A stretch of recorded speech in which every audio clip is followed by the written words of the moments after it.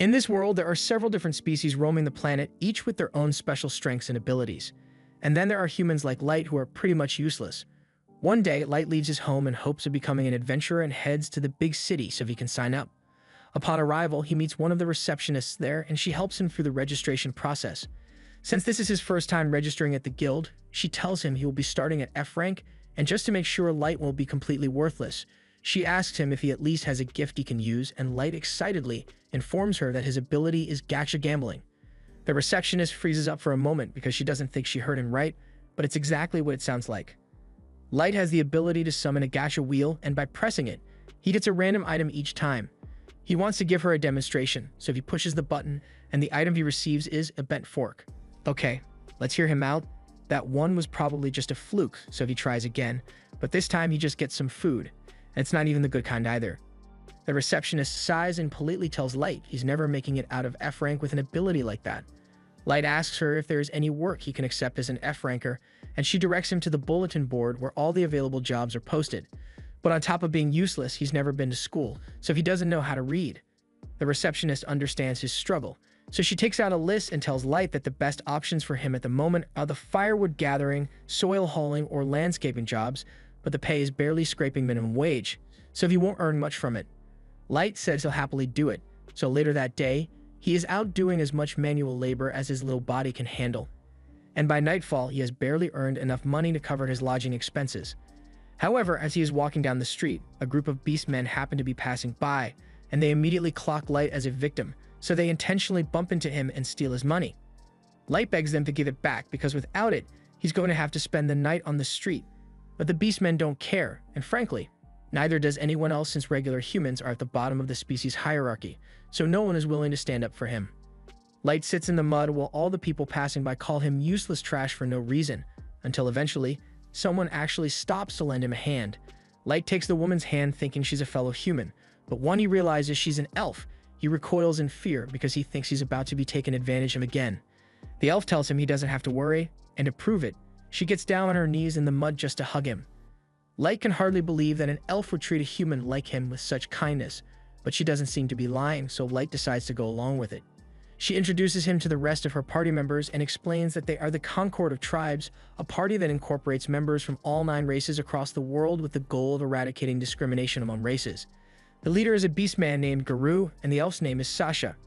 They already got members from most of the different races, so now the only thing they need is a human to become their 9th member, and that's why they want to ask Light to join their party. This all sounds good on paper, but of all the people they could get, they really had to choose the powerless and defenseless 12-year-old boy to join their special party. At least there's no baby oil this time. From then on, whenever Concord would go on a mission, Light would join them as their baggage handler, but he's still just as useless as he was before because not even 10 minutes in, he almost gets one-shotted by a giant snake monster. Fortunately, Drago and Sasha manage to save him before anything bad happens, but Sasha tells him he really needs to get his act together because this is one of the world's most dangerous dungeons and literally anything in here could kill him, so he needs to make sure he sticks close to the team. Light apologizes for his mistake, but Sasha doesn't want him to feel too bad about himself, so she just asks him to come closer so she can check if he's hurt or not. While she's busy looking after Light, the others come over and start teasing Sasha for always doting on Light any chance she gets. They are done here, so the group continues moving further into the dungeon with Light in the center so nothing bad can happen to him. But once they get to a narrow section of the path, Guru says this will be a good place to stop. Light assumes he means he wants them to take a break, so he sets his bag down and starts making some tea for everyone, but Drago tells him that won't be necessary because they are actually here to banish him from the party. Light can't believe what he just heard, so he asks them if this is some sort of prank, but literally everyone in the party, including Sasha who was being so nice to him a minute ago, suddenly does a 180 and calls Light an ugly, brainless, good-for-nothing human. Light doesn't understand what's going on, so they all explain to him that they've been pretending to like him this entire time, and that whole thing about wanting to get rid of discrimination. That was a total lie. In fact, they are some of the most racist people you'll ever meet, so they've been dying to get rid of Light since the day he joined them. If that's the case, then Light asks why they even bothered asking him to join in the first place, so Guru tells him they were only after him because of his skill. Light doesn't understand what he means since his gacha skill is as useless as it gets, but while that may be true, it's similar to the skill of the Maestro, and the Concord's higher-ups were interested in seeing if Light's skill would evolve into something that's actually useful, so they were told to be nice to him until then, even though they didn't want to. However, those same higher-ups recently decided that Light was a lost cause, so now the party has no reason to act like they care about him in the slightest. Light can't wrap his head around everything they just said, and the group realizes they might have let too much information slip, but it's not like it's going to matter soon, because Light isn't leaving this dungeon alive. His eyes go wide as soon as he hears them say that, and a second later, Garou uses his claws to slash him across the face, making it very clear that they really do intend to kill him. He takes off running to get away from them, but they all just laugh and tell him that even if he did manage to escape, he'd just end up dying to a random monster in the dungeon. With that said, they think it'll be much more fun to kill him with their own hands, so Sasha takes her bow and shoots him through the thigh to stop him from escaping. They are all enjoying the sound of Light's terror-filled cries, and Garou begins beating him up to get him to cry some more. But the others tell him to quit it because their cover story is meant to be that Light was killed by a surprise monster attack, so they can't give him any suspicious injuries. Light desperately tries to crawl away because he doesn't want to die here. But with his leg injured like this, Garou tells him there's no way he's going to escape. Even so, he continues trying to get away, and as luck would have it, he managed to trigger a teleportation trap. The trap sends him straight to one of the deeper floors, so Light is now safe from the Concord members, but that doesn't mean he is going to survive this. He is well aware of how weak he is, so he knows he's a goner the second a single monster shows up. He tries coming to terms with the fact that this is the end of the road, but he doesn't understand why all this happened to him. For the past 4 years, all the members of Concord had treated him with respect and kindness, but it all turned out to be a lie. They were just using him because they thought he was a Mastro, and when they found out he wasn't, they tried to kill him laughing in his face. He absolutely refuses to let them get away with that. No matter how hard it is, he swears that he will make it out of here alive and kill them all, even if it's the last thing he ever does. However, just then, Light hears something walk up behind him, and to his horror, he finds a level 1000 stone chimera staring him down. Even the strongest adventurers only have a few hundred levels, and he has never seen a monster like this before, so that must mean he was teleported to one of the lowest parts of the abyss. As the monster approaches him, he practically pisses himself in fear because he knows there's no way he can beat this thing. All he has right now is his Gacha ability, and has a terrible track record when it comes to being useful. He has no other option, so he frantically starts pushing the button over and over, hoping that it will save him, and miraculously, as the monster lunges at him, his Gacha wheel transforms and a beautiful maid girl appears, destroying the monster in an instant. Light is speechless after what he just witnessed, so he just sits there as the girl walks up to him. She kneels before Light and puts her hand on his cheek to heal his wound because she couldn't bear the sight of such scars on his beautiful body. Light is amazed because all the pain is gone now. The maid refers to him as Master and asks what his name is, so he tells her that he is called Light, and right there and then she swears to serve him with eternal loyalty for the rest of her life. Her name is Mai, and she is known as the Ever-Seeking Maid. As for her level, it's over 9,000. She says she is an ultra-rare pull from Light's Gacha skill, so her very being is bound to him. But Light is having trouble processing all this since he has always thought his Gacha skill was completely worthless, so it should be impossible for someone as amazing as Mai to come out of it. Mai asks him for permission to approach his ability so she can determine its true nature. Light is surprised to learn that Mai has an appraisal ability, but to be clear, she tells him that it's only one of her many skills. Light tells her she's free to appraise him, so she begins the scan, and she is truly amazed by what she sees. Light's Gacha skill has dozens of layers of protection woven into it, so only people of Mei's level are able to see its true capabilities, and from what she can tell, it can be used an unlimited number of times. The rewards that it generates depend on the surrounding mana density and go all the way from ranks like EX and Super Ultra Rare to Normal and Error.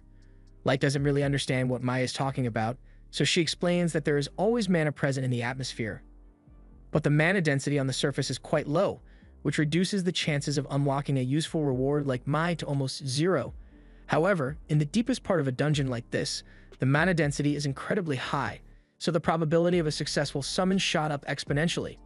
Mai assumes Light must have intentionally ventured down to the depths of the dungeon to bring out the true potential of his gift, but that couldn't be further from the truth. He came down here with people he thought he could trust, but they all ended up betraying him. They slashed his face, shot him in the leg, and laughed at him the entire time they did it. All Light ever wanted was to give his family a better life, but they tried to kill him just because he's a human. He begins yelling that he will never forgive them for as long as he lives, but Mai pulls Light into a hug for comfort because she hates seeing him so sad. She knows she could never understand the suffering Light must have felt, but she knows how to make him feel better. She assures Light that as soon as he gives the order, she will have the heads of those backstabbers lined up on the floor within the hour, but he gets up and tells her she can't do that. Mai tells him that scoundrels like those people do not deserve mercy, but he didn't tell her to wait because he thinks killing them would be wrong. Rather, it's because he wants to be the one to get revenge with his own two hands. He fell for their trick and nearly died at their hands because he was too weak to defend himself, so he wants to become strong enough to make sure nothing like that ever happens to him again. He knows it sounds far-fetched for a weakling like him to say he wants to be strong, but Mai doesn't think it's impossible at all. She swears that if he wants to become strong enough to exact revenge on his own, then she will do everything within her power to make that happen. We cut to 3 years into the future, and right in the middle of the Abyss dungeon, Light has used his gacha skill to build an entire nation and summon an army of powerful servants who are so down bad for him that they pay good money to get a cup of his bathwater.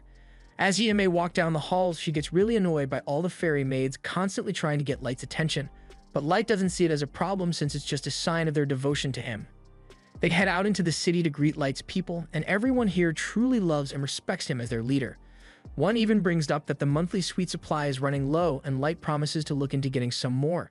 He thinks it might be a supply chain issue since the city has way more people now than it did 3 years ago, so he will have to adjust things to satisfy the increased demand. In the meantime, Light asks May if she knows what the other super elite servants he summoned are up to right now, so she tells him that Oyuki is busy napping out the area around the Abyss, and Ellie has been busy researching new magic to help Light achieve his goals. He's grateful that everyone is doing so much to help him out, but May didn't mention anything about Nezuna, so he wonders what she's been up to lately.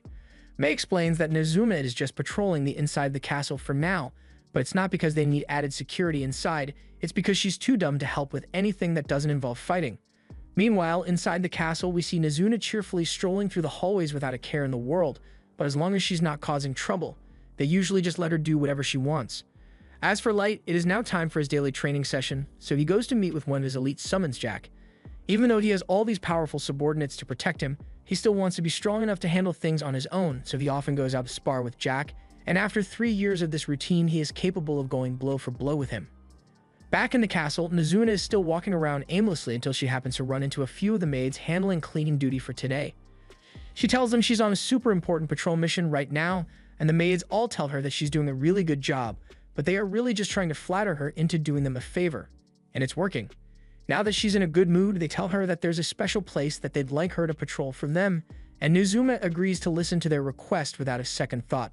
A few minutes later, Nezuna knocks on the door to Light's bedroom, but to her surprise, May is the one who answers. She asks Nezuna what she's doing here, and Nezuna proudly states that she's on patrol, which is technically true. But now that she thinks about it, she wonders what May is doing in Light's room in the first place, since he's supposed to be training with Jack right now. May tries to make up an excuse and says she was just cleaning Light's room for him while he is away, but while she was talking, Nezuna manages to slip inside, and it definitely doesn't look like May was doing much cleaning in here. In fact, if Nezuna had to guess, she'd say May was rolling around on Light's bed and sniffing his pillow until a moment ago. May panics and says that was just part of her special bed-making technique, and Nezuna doesn't question how dumb that sounds for you in 1 second, so she starts praising May for doing such a good job. Speaking of jobs, she finally remembers that the fairy maids asked her to deliver a message to May, and it basically says they are tired of her keeping Light's room to herself all the time because they want to clean his stuff too. Nezuna doesn't really understand what the big fuss is about, but May receive the message loud and clear, so she gives Nezuna a little reward for her trouble and sends her on her way.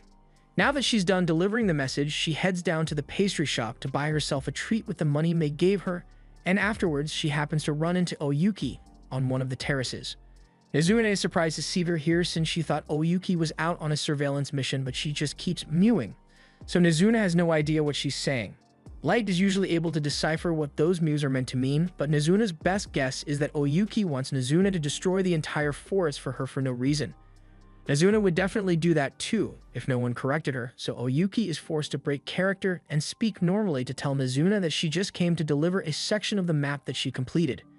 Nezuna laughs and tells Oyuki she should have just said that from the beginning, so she takes the map and heads off to continue her patrol. Her next stop is the throne room, and after making sure there's no one around, she starts hugging Light's throne because she hasn't gotten to see him at all today. But while she is doing that, she suddenly hears a loud crunch sound, and to her horror, she realizes that she just broke the wing off one of the throne fixtures.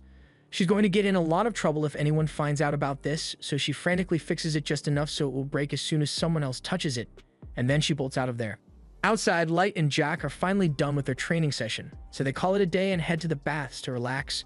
Jack tells Light he is getting really good at controlling his body, and there aren't many people down here who are strong enough to keep up with him anymore.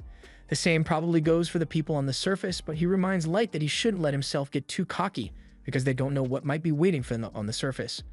Light says he understands that he needs to be prepared, and he promises not to let his power go to his head so there will be no mistakes when the time comes for his revenge.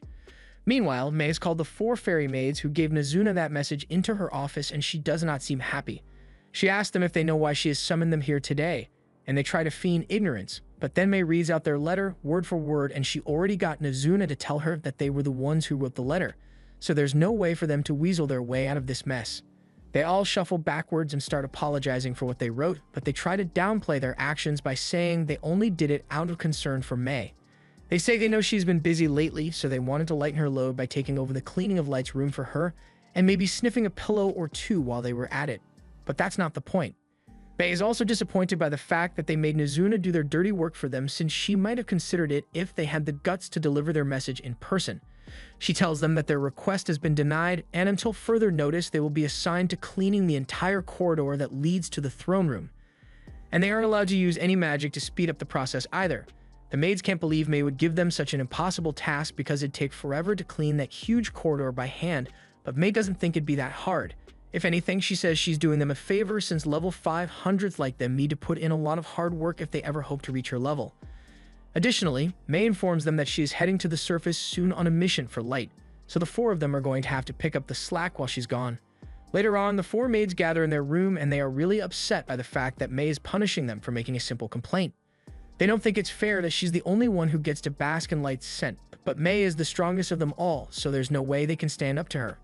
Prime suggests that they could try poisoning her, but Hifumi already looked into that, and May is immune to all forms of poison, so there's no way it'd work. They all resign themselves to defeat and start groaning about how much they want to clean Light's room and sniff his bed. Hifumi takes it a step further and says she wants to use one of Light's used forks, but hearing her say that out loud makes it sound weird, so the others all call her a degenerate and say she's taking it too far. Hifumi defends herself and says everyone here would probably do the same thing if they got the opportunity, and they can't deny it, so they really are just as bad as Hifumi. Now that they think about it, May isn't much better than they are either, since she was all up in Light's bed earlier today, and the fact that she was the first one Light summoned means that for who knows how long she and Light were alone in the dungeon together. And at the time, Light's level was so low that he wouldn't have been able to defend himself from any monsters, so he was probably clinging to May the entire time. They'd all go mad with jealousy at the thought that May might have done indecent things with Light at some point, and Hifumi comes up with the bright idea of turning their jealous energy into a curse, so they all sit at the table and begin chanting over and over for May to die. Unfortunately for them, May has been standing outside their door this entire time, and she could hear every word they just said about her, so she asks them if they have anything to say for themselves. The 4 cower behind the table and begin telling May that they would never actually wish for anything bad to happen to her, but May clearly heard them praying for her death, so she asks what that was about. The group eventually admits that they were just jealous because May was summoned first and got to spend a lot of alone time with Light because of it, but May tells them that nothing indecent happened between her and Light. It took around 3 months for Light to summon Oyuki, and in that time May was busy teaching him about martial arts and world history, so no debauchery took place. The girls are relieved to hear that, but then May continues speaking and tells them that she had originally come here to apologize for giving them such a harsh punishment earlier, but after what they just did, she thinks she may need to be even harsher than before. She tells them that they will now be required to clean the entire throne room in addition to the corridor. The 3 kneel at May's feet and beg her to reconsider because there's no way they'd be able to clean the giant throne room by themselves, but May tells them they shouldn't have thought of that before they decided to prey on her downfall. They are forced to get to work immediately, and at this rate, they might have to work through the night to get it all done. But while Hifumi was dusting off the throne, the wing of the broken fixture falls off, and they all go silent as they realize just how screwed they are. All the while, Nazuna is lying in her bed without a care in the world. The next morning, Light heads outside and meets Oyuki, Nazuna, and Ellie out by the front gate. Nazuna is particularly excited to see Light since she didn't get to talk to him at all yesterday. Light wants to go straight to the point, but just then a rockhound appears out of nowhere, and even though Light is strong enough that it isn't a threat to him, he still begins trembling with fear a little because he remembers the day he nearly died to one of these. The others are enraged that a mere hound would dare to frighten their lord, so they start discussing plans to wipe its kind from existence. The hound didn't even do anything yet, but it can tell that one wrong move would spell its doom, so it lies down on the floor and starts whimpering for its life. Light tells the others that there's no need to get so upset because he's fine, and he even goes over to pet the hound to show them that it doesn't bother him. He apologizes to the hound for scaring it so much, and if he hadn't stepped in, they'd have actually wiped out its entire species without hesitation. They ask Light if there's a reason he told them to meet him out here, and he says May told him everything is ready for the mission, so they can finally head out to exact his revenge. Meanwhile, elsewhere in the world, Garou is walking through a Beastman town, and as the Beast hero, everyone here is fawning over him. In fact, this one dude in the back even offers to pimp out his own sister, but Garou isn't interested right now. Just then, he spots a poor human sifting through the trash for something to eat, and this kid was nowhere near Garou, but he decides to take a detour just so he can knock the child to the ground and spit on his face for fun. Afterwards, Garou and his team of lackeys head to a private room so they can begin glazing him. Figuratively, of course. They tell him they think it's amazing that he went from a poor beast slum child to the frontrunner to become the next chief. Even the current village chief has acknowledged his power, so they ask him how he managed to get this far. Garou brags that he just uses his instincts to pick out the best jobs for himself, like that one he took 3 years ago. He got paid a lot to pretend to be part of a race unification party, and all he had to do was finish off a human who was suspected of being a master. He never actually confirmed whether Light was dead or not, but with how weak he was, there's no way he could have survived down there on his own, so he thinks it'd be best to just forget about the brat. However, a moment later, May walks into the room asking about Light. Garou's lackeys yell that she has no right to speak to him like that, but Garou says it's fine because he would like to hear what business she has with him. May explains that she's a maid serving Lord Light, and she makes up a story claiming that Light is of noble blood and she has been searching all over the continent for him. Garou is skeptical since the people who hired him for that mission did a thorough background check on Light, and Light himself never mentioned anything about being a noble, but May definitely looks like a rich noble's maid, so he sees this as a good opportunity to make some cash. He asks her what she wants with him, so May says that she recently discovered that Light supposedly passed away in the dungeon 3 years ago, so she would like Garou to lead her to his last known location so she can pay her respects. She even offers to pay him in solid gold for the trouble, but Garou's senses are warning him that this whole thing is a trap. It seems way too fishy that she's willing to pay so much just for them to lead her into the dungeon, but since May looks like an ordinary human female, Garou brushes off his concerns because there's no way a human would be able to beat him. He agrees to lead her to Light's last known location, but he says he's not doing this for the money, he's doing this because Light was a good friend of his, and he wants to help out in any way he can. May knows that everything he just said is complete BS, but she has to stay in character, so she thanks him, and a month later, the group is closing in on the spotlight went missing. However, Garou has no intention of actually fulfilling the terms of the agreement, so as soon as they get there, he plans to attack May and let her die the same way Light did. Once they arrive at the spot, May falls to her knees in despair at the thought of how hopeless Light must have felt back then. Meanwhile, Garou tries to spin a story about Light getting attacked by a monster and falling into a teleportation trap before anyone could save him. But as he is speaking, several of his men begin blocking off the exit so May won't be able to escape once they attack. They are just about to pounce on her.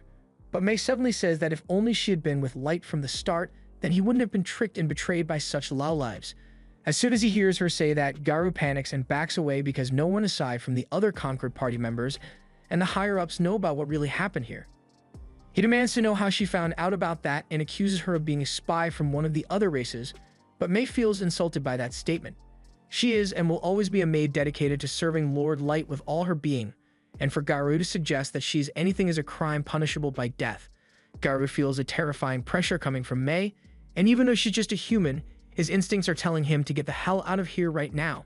However, just as May was able to lose her cool and plaster the wall with Beastman blood, Light shows up and tells her to stop because Garou is his prey to deal with.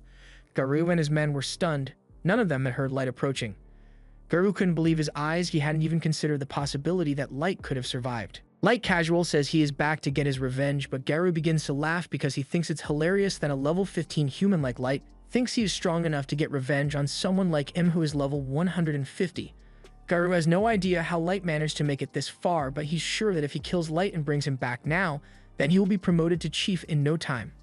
Light sighs and asks him if he's really not going to ask him how he managed to survive before resorting to violence, but Garou just assumes Light got lucky and was saved by May after he was teleported, which is actually exactly what happened. Garou orders his men to attack Light, so two immediately charge forward to strike, but before they could get too close, their heads are suddenly divorced from their bodies by May.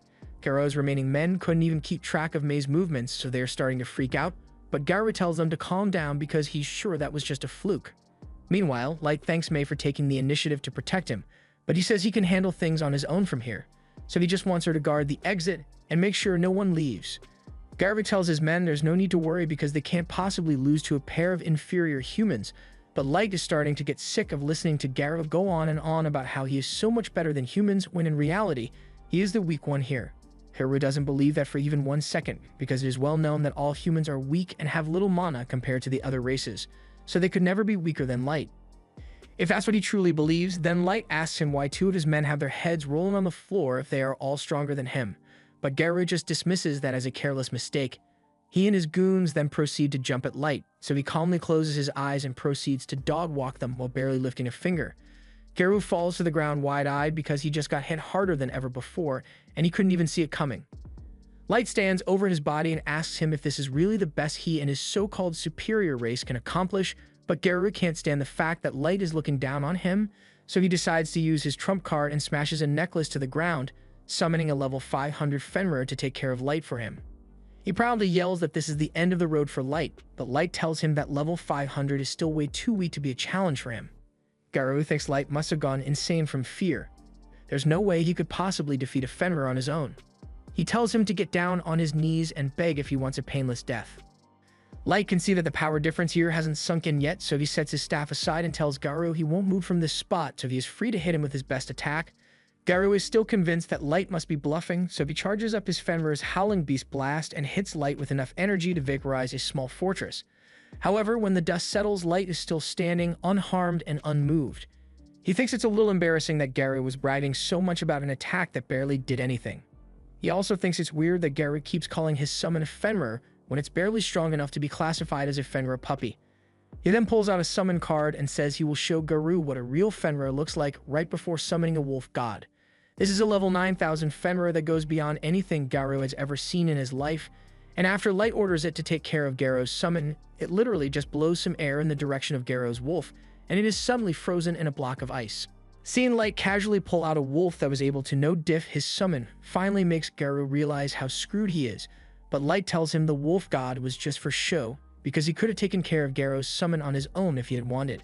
And to make the difference in strength absolutely clear, Light enables his status screen to show Garou that he is currently level 9,999. He is absolutely terrified now because he didn't even know levels could go up that high, and he is starting to think that Light is an imposter. But it's not like it matters whether this is the real Light or not, since he's definitely going to kill Garou with how things are going. He throws down his weapons and his pride and begins begging Light to spare his life. He says he was just following his country's orders and he never would have betrayed him otherwise. He looks up, hoping that Light will have mercy on him. But before any of that, Light says he has a few questions for Garou. First, he asks him about the masters that his higher-ups asked him to find, but Garou says he doesn't actually know what they are. Light then asks him why those same higher-ups ordered Garou and the others to kill him after confirming that Light wasn't a master, but Garou really doesn't have any information. He just did as he was told. Light then asks the rest of the beast men if they know anything about the masters, and they all lie that they do in hopes of getting Light to spare them. But in the next moment, May slices them all to bits for daring to state falsehoods in front of Lord Light. Light then turns back to Garou and says he has one final question to ask, but in case he was thinking about lying, he should know that May's eye of judgment can tell whether he is being honest or not, and he won't like what happens if she finds out he is lying. Since Garou's intuition is so sharp, Light asks him if he thinks it would be possible to win a war against the surface nations as he is now. Garou gulps in hesitation, but he eventually tells Light that his incredible strength would certainly give him an advantage early on in the battle, but he would eventually lose. He is still only one person, so winning an entire war against nations that have countless soldiers, weapons, and items at their disposal would be practically impossible. Garou thinks Light will be upset by the answer he just gave, but Light can tell that Garou was telling the truth and he already expected as much. However, he says there's something he wants to show Garou, so he pulls out a teleport card and transports both Garou and May to the throne room. Garou covers his head in fear because he doesn't know what Light has planned for him, but when he opens his eyes, he is left speechless as he sees Light's army in all their glory. Light walks up to his throne, and once he is there, he asks all of his subordinates to display their levels so Garou can see how powerful they truly are. To Garou's horror, he finds out that most of Light's army is above level 5,000, and even the weakest ones are still level 1,500. Now that Garou has seen his true military power, Light asks him if it would be possible to win a war against the surface with an army like this, and the look on his face tells Light all he needs to know. Now that he has confirmed that he can win as a reward, Light says he will forgive Garou for all the pain he caused back then. Psych, Light says he is going to put Garou through constant suffering that will make him beg for death, and Garou knows there is nothing he can do about it, because at this point, Light might as well be a god of destruction. The next day, Light returned to his hometown to find his family and bring them to his dungeon city, but unfortunately, by the time they arrived, all he found waiting for him was a pile of rubble and decaying flesh. Apparently, the village had been destroyed roughly 6 months ago by some unknown forces and no one was spared. Light searches the village for corpses so he can hold a proper funeral for them. And to his relief, he doesn't find any bodies belonging to his siblings, so he believes they must still be alive out there somewhere. However, his parents weren't so lucky. Gold asks Light if he is alright since this must be very difficult for him to process, but he says he will be fine. For now, they need to focus on the mission at hand, so he asks Gold and Nemumu to help gather as much information as possible. While they may now know that their military is strong enough to contend with the world's forces, it would be foolish to march into war right away, so he wants to find out more details regarding the strength of each nation. Additionally, he is fairly certain that the destruction of his hometown had something to do with the fact that he was suspected to be a master, so he wants to find out what a master is and why it is worth shedding so much blood over. If he finds out that this is just a case of some wealthy bastards getting greedy for power, then he swears that he will burn the world to ash and then force-feed the cinders to the people behind all this. Gold understands why Light is so angry, but he warns him to keep his rage in check once they are around other people, because the energy he is releasing could kill a regular person instantly. Light apologizes for the slip-up and pulls out an item called the Fool's Mask to suppress his energy and hide his identity. He then says goodbye to the graves of his mom and dad and apologizes for not being able to save them. He, Nemumu, and Gold then begin flying towards the city of Dagas, but Nemumu is curious since she doesn't know what Light plans to do once they arrive. Just then, Gold tells Nemumu that she should be careful about how she addresses their lord while they are on the surface, and Light explains to her that referring to him by his real name would tip off the people behind Concord, so instead he plans to go by the name Dark while they are on the mission. Nemumu says she understands, and as for what Light plans to do in Dagas, he tells her that he is going to register himself as an adventurer under the name Dark, and as he rises through the ranks, he will be able to gather more and more information from the guild Big Shots. After a little while, Nemumu spots the city of Dagas over the horizon, and they wouldn't want to draw too much attention by flying in, so Light suggests they should land in the forest and walk the rest of the way. Although with Gold's magnificent armor, they are going to stand out either way. As the three are walking through the forest, they come upon a scene of a human tradesman being robbed by a bunch of dwarves, and while they would have preferred to stay out of sight until they got to the city, Gold's armor comes with inbuilt sparkle animations, so the bandits immediately notice him. They then try robbing him as well, but that doesn't go so well for them, and the dwarves are all left tied up in the middle of the road. The two humans are extremely thankful that they have been saved, so they offer to give Light and the others a ride into the city as a gesture of gratitude. Along the way, the man's son talks about how amazing Gold was since he had never seen someone take out dwarves so easily before. The man assumes they must be a famous group of adventurers, but Light tells him they actually aren't even registered yet. The man is shocked to hear this, but he tells them that if they really want to register as adventurers, then Dagas is the right place to go since it has one of the biggest guilds around, and it's right near the border between the elf, dwarf, and human kingdoms. There are a fair number of humans who gather here, so it is one of the more accommodating cities for humanity. He was even able to open up a fairly successful human hotel there, and he invites Light and the others to stay there if they need a place to stay. A little while later, they arrive at Dagas, and Light and the others ask Colonel to drop them off by the city entrance since they want to walk the rest of the way.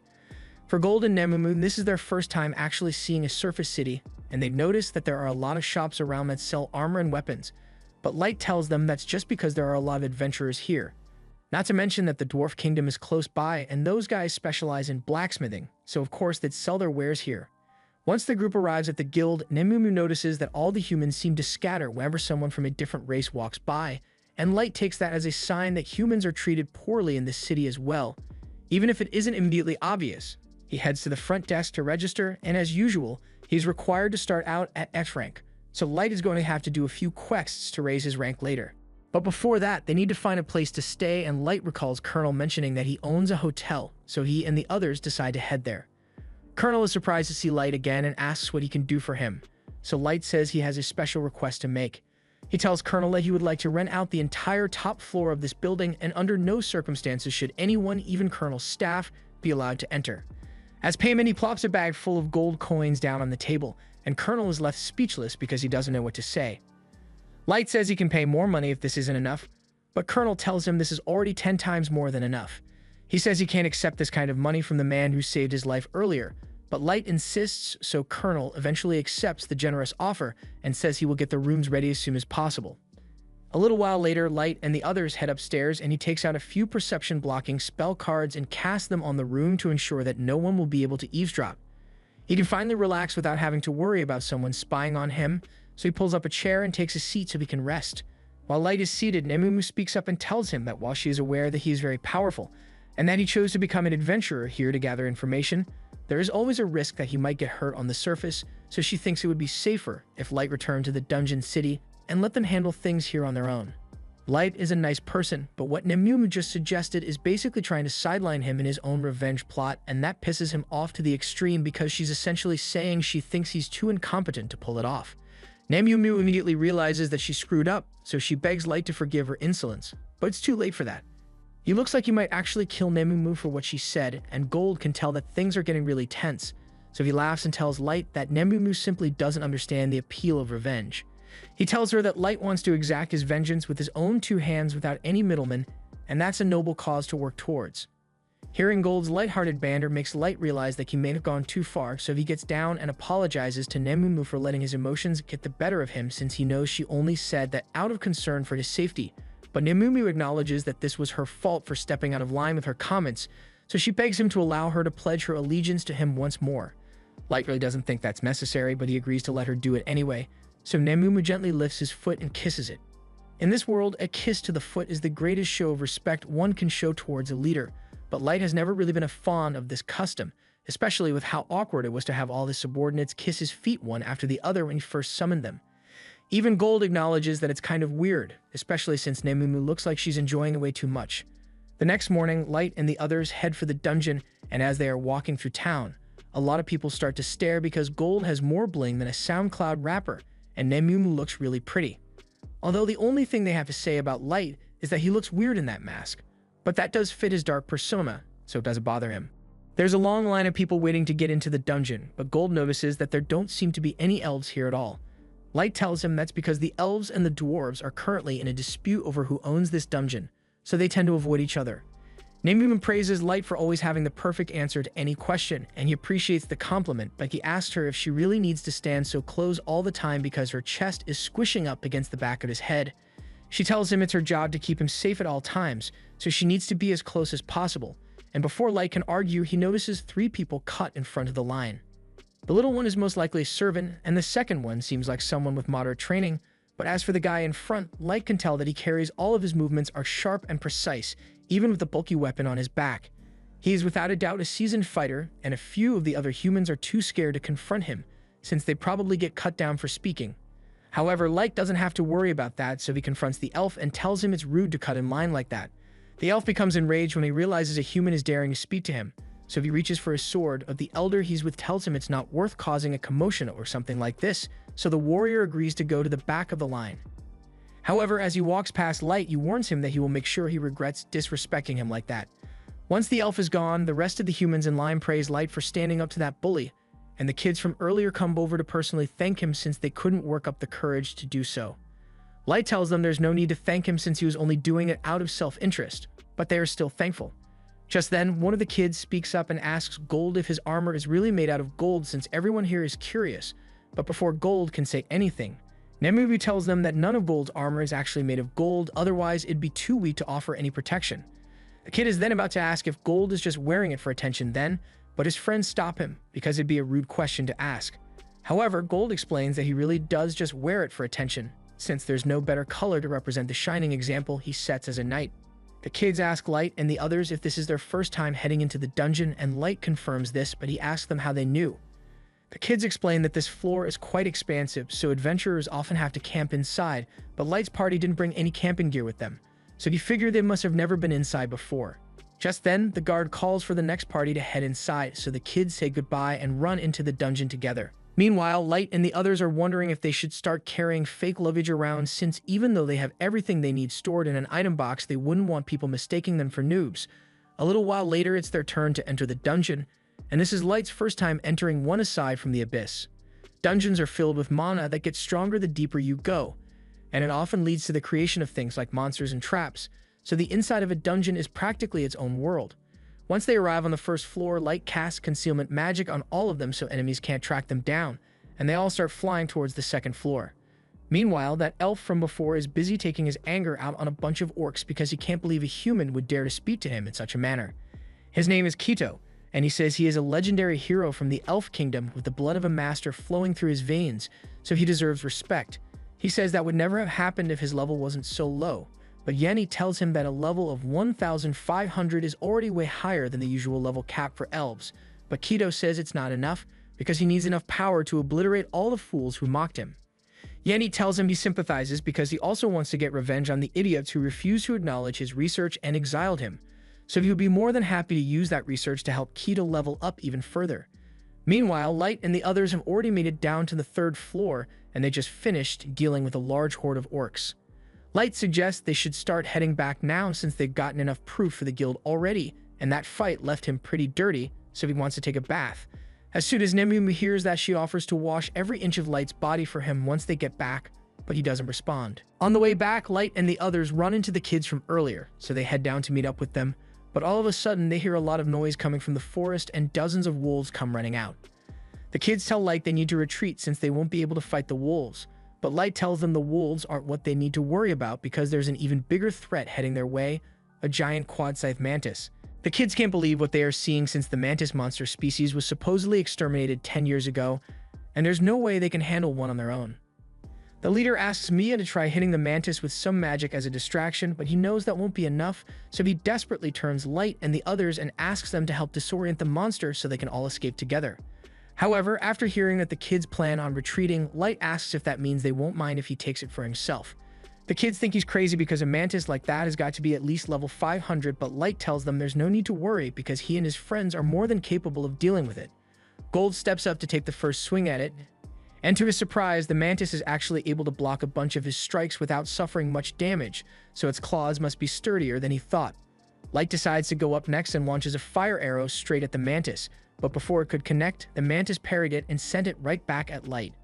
As the kids watch this, they think Light and the others are in trouble, so they ask Mia to hurry up with her attack magic, but she's way too excited about what Light just did to focus.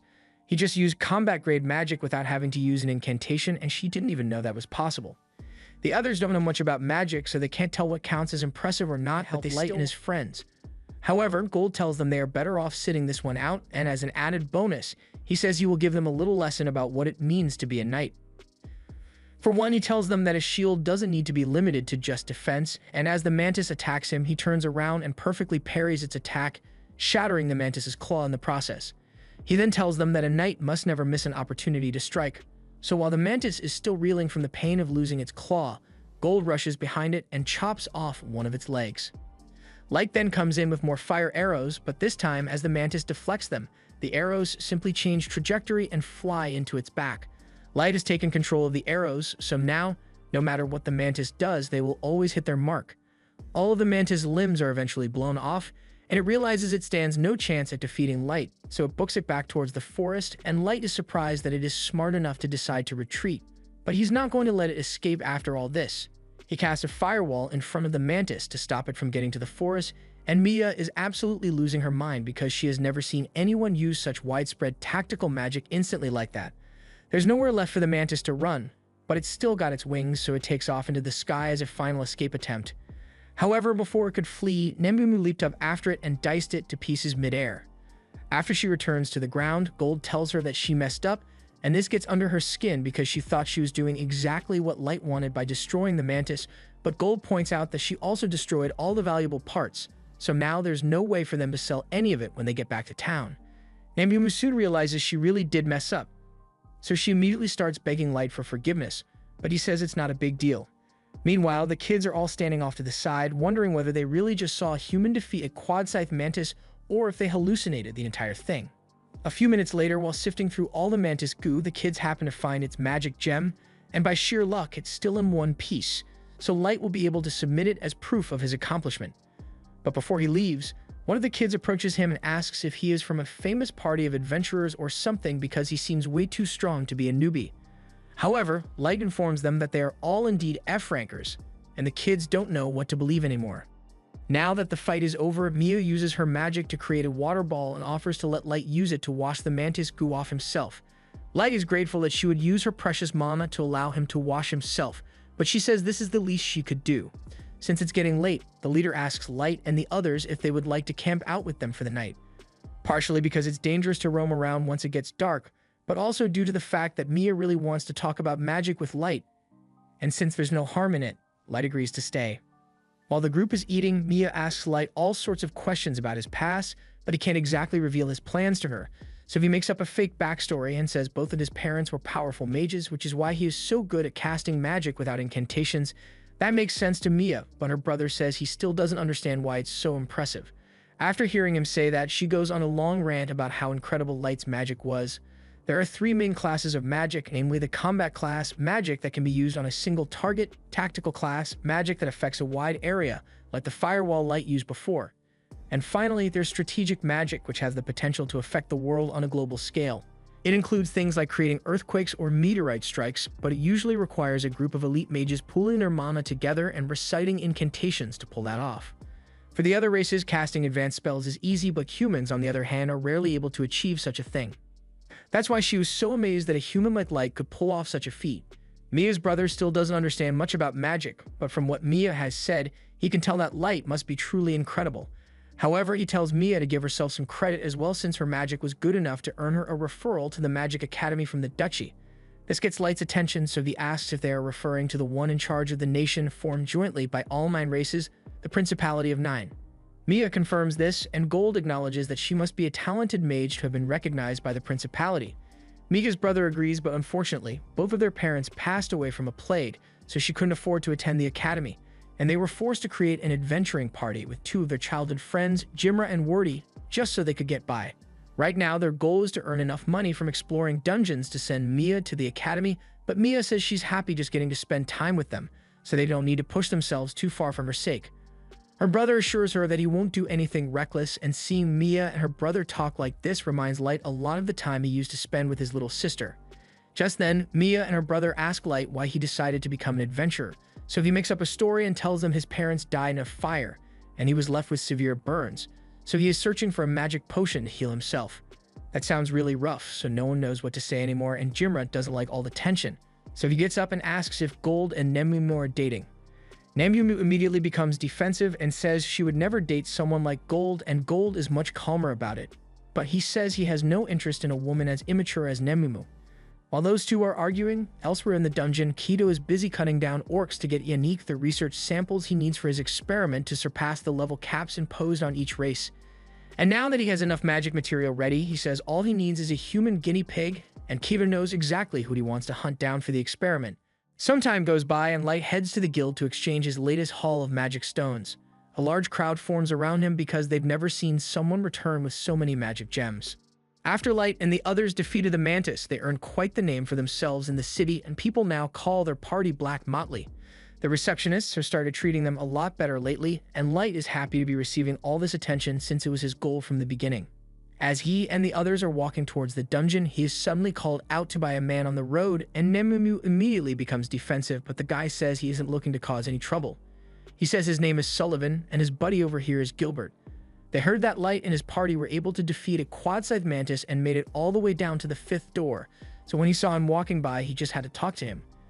Just then, the rest of Gilbert and Sullivan's party tells them it's time to head into the dungeon, so they say goodbye to Light and head inside. Light thinks it's nice that he is giving hope to the other humans in town, but there is no shortage of other races who are envious of Light's power and believe he is a fraud.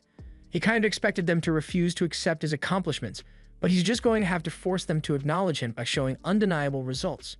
Once he enters the dungeon, he tells Gold and Nemumu that he plans to head back down to the 5th floor today, but before that, he happens to spot the kids from before, so he decides to head down to say hello. Mia and the others are surprised to see Light since it has been a while since they last ran into each other, but Mia's brother says this is perfect timing since there's something Mia has been wanting to give him. Mia is a little nervous about it at first, but she hands Light a little clamshell with some ointment she made herself. She remembers him mentioning that he has severe burns all over his body, so she made it to help relieve the pain a little. Light is really grateful for the kind gesture, though it does make him feel a little bad for lying to her about having burns. To make up for it, he decides to return the favor and pulls out one of his items as a gift from Mia. It's a bracelet, and it looks really nice, so Mia isn't sure she should be accepting something that's so valuable. Light tells her that her gift really warmed his heart, so he wants her to have it as his way of returning the favor. She happily accepts the gift and tells Light she will treasure it forever, but after Light and the others depart, Nimumu asks him if he's sure it was wise to give her an SS-class item so casually. That bracelet was a wishing bracelet, and depending on the will of the weather, it can make a small miracle come true, so Light figured it would be a great gift for someone like Mia. A little while later, they arrive on the 5th floor, and it is absolutely covered in snow. This works out in their favor since the snow will act as great cover, so Light tells Gold and Nemumu that they are in charge of hunting Yenis while he's gone, and then he activates a teleportation item, sending him back to his throne room in the dungeon city. There he has a nice cup of tea and asks his team how the revenge operations are coming along. Ellie tells him that she has almost gotten everything ready, so they will be able to move on to the next phase before much longer. Light is happy to hear that, so he tells Ellie she is free to use whatever resources she needs to make sure things progress smoothly, and in the meantime, he would like Mei to continue managing affairs here in the Abyss and Akuki to continue scouting. Just then, Mizuna asks him if there's anything he wants her to do in the meantime, and Light doesn't really know what to say because Mizuna is pretty useless when it comes to anything other than defeating monsters, but he also doesn't want to make her feel left out, so he says she is to remain on standby to protect the city in case a powerful bad guy shows up. That's good enough for her, so she swears that no one will get her on her watch, and Light can't wait for the day that his plan can go into action because he wants to savor the miserable look on Sasha's face when he confronts her. Meanwhile, elsewhere in the dungeon, Gilbert and Sullivan had set up camp and were keeping watch while their party members slept. At one point, Sullivan needed to go pee, so he stepped in the forest for a moment, but by the time he came back, he saw Gilbert's decapitated head lying on the ground with Kido standing over him. The other two were also killed in their sleep, and Kido makes it clear that he is doing this out of pure hatred for the human species as a whole. Sullivan is enraged by what Kido has done, but he is smart enough to know that he stands no chance against him. So he throws down a smoke bomb and starts running away so he can make it back to the guild to report what happened. He thinks he has a good shot of escaping since most magic is useless unless you know where your opponent is. However, he suddenly gets hit in the back with something, and as he looks up, he sees Kido riding on a magical hoverboard. He is then knocked out a moment later by Yannick, and he scolds Kido for killing all the humans since he was very specific about capturing them alive. Kaido doesn't see the problem since it shouldn't matter if he killed a few lowly humans, and it's not like Yannick actually cared about their lives either, but he needs as many test subjects as possible because his research is currently unstable and Sullivan is bound to die from side effects long before Yannick perfects it, so they need to find some more human guinea pigs. A little while later, up on the surface, Nemumu is arguing with the guild receptionist to try and get Light promoted, but while the receptionist is aware how strong Light is, they already made an exception to promote him from F to D rank recently, and not enough time has passed for them to consider another exception. However, she does tell him that if he accomplishes something extraordinary again, the guild would have no choice but to promote him, so Light decides to try it. After looking around for the day, he finds a flyer talking about an unknown adventurer killer, and tracking this killer down should be enough of an accomplishment, so he decides to hunt the killer down. However, he has no leads to go off of, so it is going to be difficult. Gold suggests he could use his Gacha ability to get a card that will help track the killer down, but Light tells him that the cards he gets are completely random, so the odds of him receiving a tracking card are really slim. In that case, Nemumu asks if they should return to the Abyss to get someone who has skills more suited for tracking, and that does sound like a good idea, but it would take too long and he doesn't want to waste too much time catching the killer. They seem to be targeting exclusively humans, and he doesn't want to let that go unpunished. Just then, the three feel a space rift open within the room, meaning something is about to show up, so they get into battle formation and wait to see what it is. However, to Light's surprise, when the portal opens, he sees Mia fall out of the portal unconscious, and after catching her, the miracle bracelet he gave her breaks in two. Light has no idea what happened to her, but he knows it must be bad, so he carries her to bed, and as he does so, he can hear her mumbling to herself about how she needs to hurry and inform him of something. He casts a healing spell on Mia to help her recover, but she's still in no condition to speak, so Light apologizes, but he's going to need to pry into her mind a little. He casts a powerful mind spell on her, and as he does so, he sees a flashback to Mia and the rest of her party meeting a second group of adventurers. The second group warned them to be careful, because there have been reports of an adventurer killer going around, and the guy apparently only targets humans. The kids had heard about it, but they were under the impression that it was just a rogue monster. However, now that they think about it, a monster wouldn't target humans specifically. After hearing this, Mia got worried because she knew their party wouldn't stand a chance if the killer attacked them, and the same goes for the other group of adventurers, which is why they plan to get out of here as soon as possible. Before the second party leaves, they tell the kids that they should probably leave the dungeon as well, since until the killer is caught, it won't be safe for humans down here. The kids took the warning seriously and decided to leave as soon as possible, but since they weren't expecting to have to make a sudden hike back to the surface, they are all really tired. Due to this, they weren't able to make it back before nightfall, but they couldn't afford to stop since they did know when the killer might strike again. And in a stroke of bad luck, a moment later they hear Yannick's voice telling them that it's dangerous to be out here this late at night. At this point, the kids have no idea that these two are behind the killings, so Mia suggests they should warn them. The group tells Yannick and Kido that there has been a string of killings happening down here, so it would be safer to return to the surface for now. Kaito and Yannick thank them for the valuable information, and at first the kids are relieved since they think that must mean they are just normal adventurers like them. But then Yannick starts talking about how he wishes he had put more effort into covering up his and Kido's attacks since the news spreading has caused all the human adventurers to wise up and avoid the dungeon. As soon as the kids hear him say that, their blood runs cold at the realization that the killers they were so worried about are the people who are right in front of them. And Kido seems to really be enjoying the look of pure terror on their faces. The kids are all terrified, but they know there's no way all of them will make it out of this even if they run, so the three boys takes out their weapons and tell Mia to flee while they buy her some time. Kaito feels insulted that lowly humans would think they stand a chance against him, so as Mia's brother charges forward, he slices him across the chest without a second thought. He does the same to the other two as well, and while they aren't dead yet, their wounds are so severe that they are practically knocking on death's door. Even so, they still force themselves back to their feet and yell for Mia to run away while they charge at Kito, and this infuriates Kido even more, so he decides to kill them outright. Yannick yells at him for this because he won't be able to use those two as guinea pigs now that they are dead. However, Kido tells him to shut up because there's no way he was going to let them live when they were so disrespectful to him, fighting for their lives and stuff. So Yannick should still be able to carry out his experiments. Yannick admits that a magician is especially valuable as a research subject, but he says those boys could have been just as valuable, so Kido promises not to kill any more guinea pigs from now on. But before Yannick begins experimenting with Mia, Kido plans to do some terrible things to her just for fun, and even Yannick doesn't want to be involved in that debauchery. So he just reminds Kido to make sure Mia doesn't die and turns away. Mia is terrified as Kido looms over her with nefarious intent, but before he could do anything, her brother suddenly gets back on his feet and yells for Mia to run. Yannick is amazed that he managed to cling on to life despite his severe wounds, and that's the kind of tenacity he needs in a test subject. So he tells Kaito to make sure he captures the boy alive at all costs.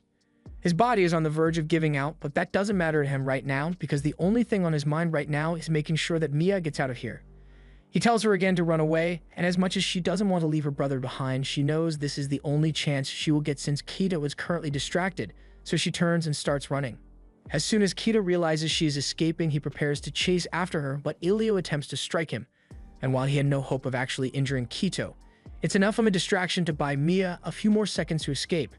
Kaito really wants to just kill Mia's brother and get this over with, but Yannick reminds him that he needs the boy alive so he can't cause any fatal wounds. Meanwhile, Elio has been muttering to himself, trying to figure out a way to buy as much time for Mia to escape as possible, and he thinks back to the lesson he learned from Gold when they first met.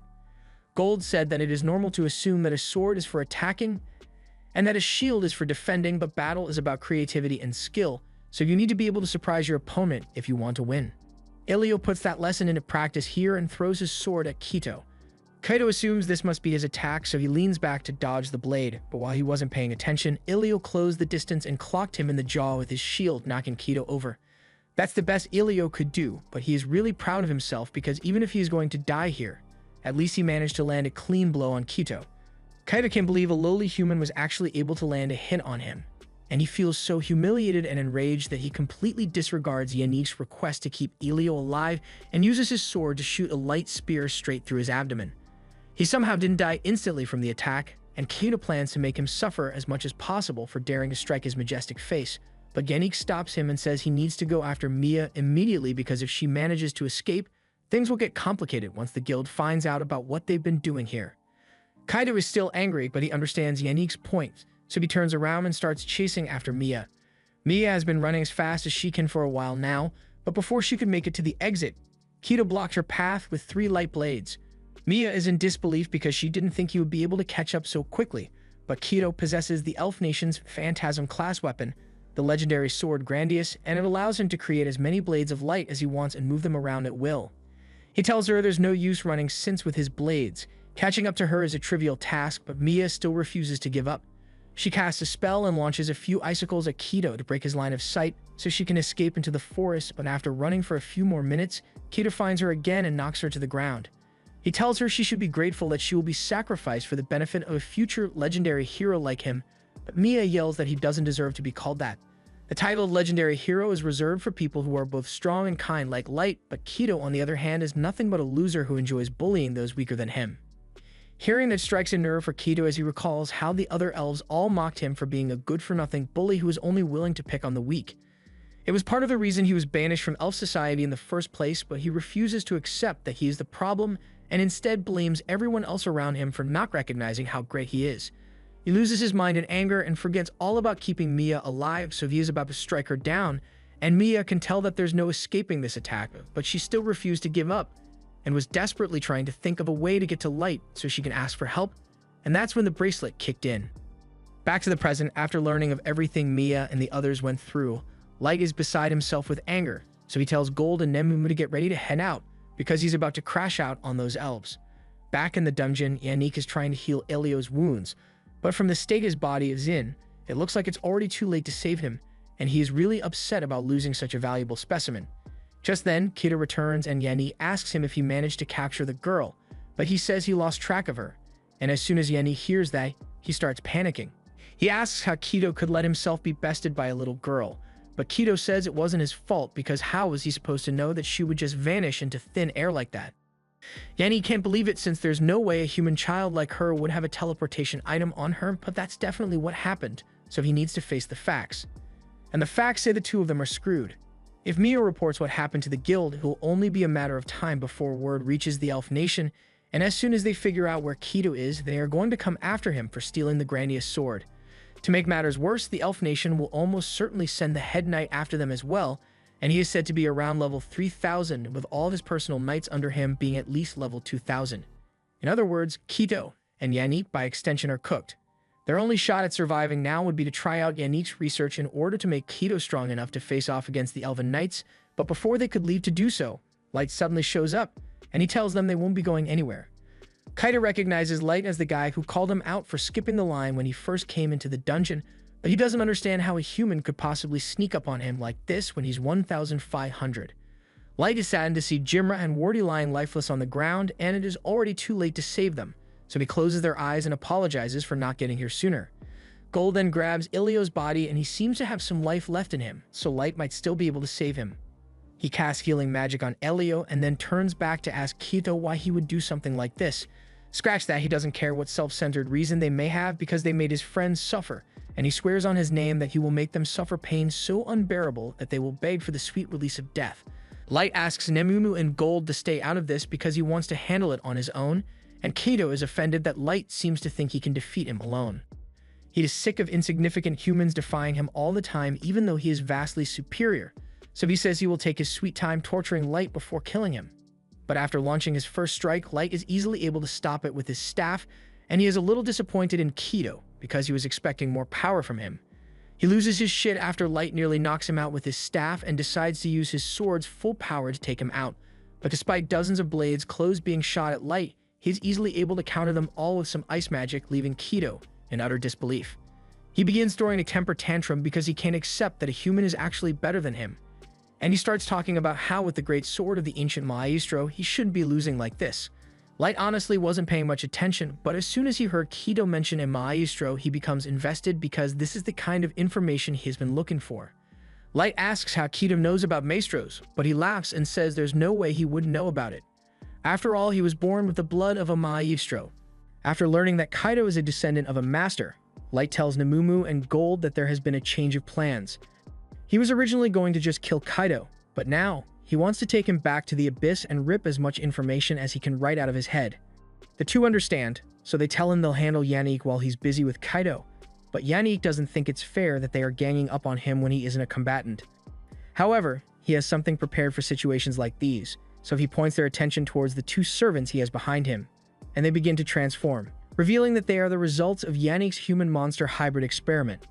He then begins ranting about how he combined humans with monsters in order to surpass the natural limit on their bodies, and he would have done a lot more than this.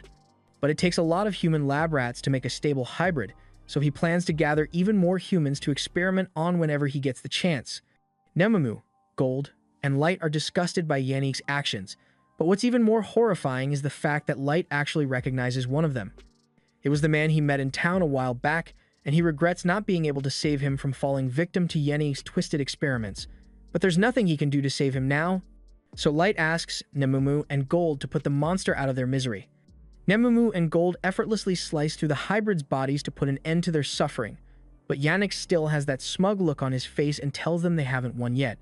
He designed the monsters to be able to regenerate from any damage they take, so they are going to have to do a lot more than that if they want to kill the hybrids.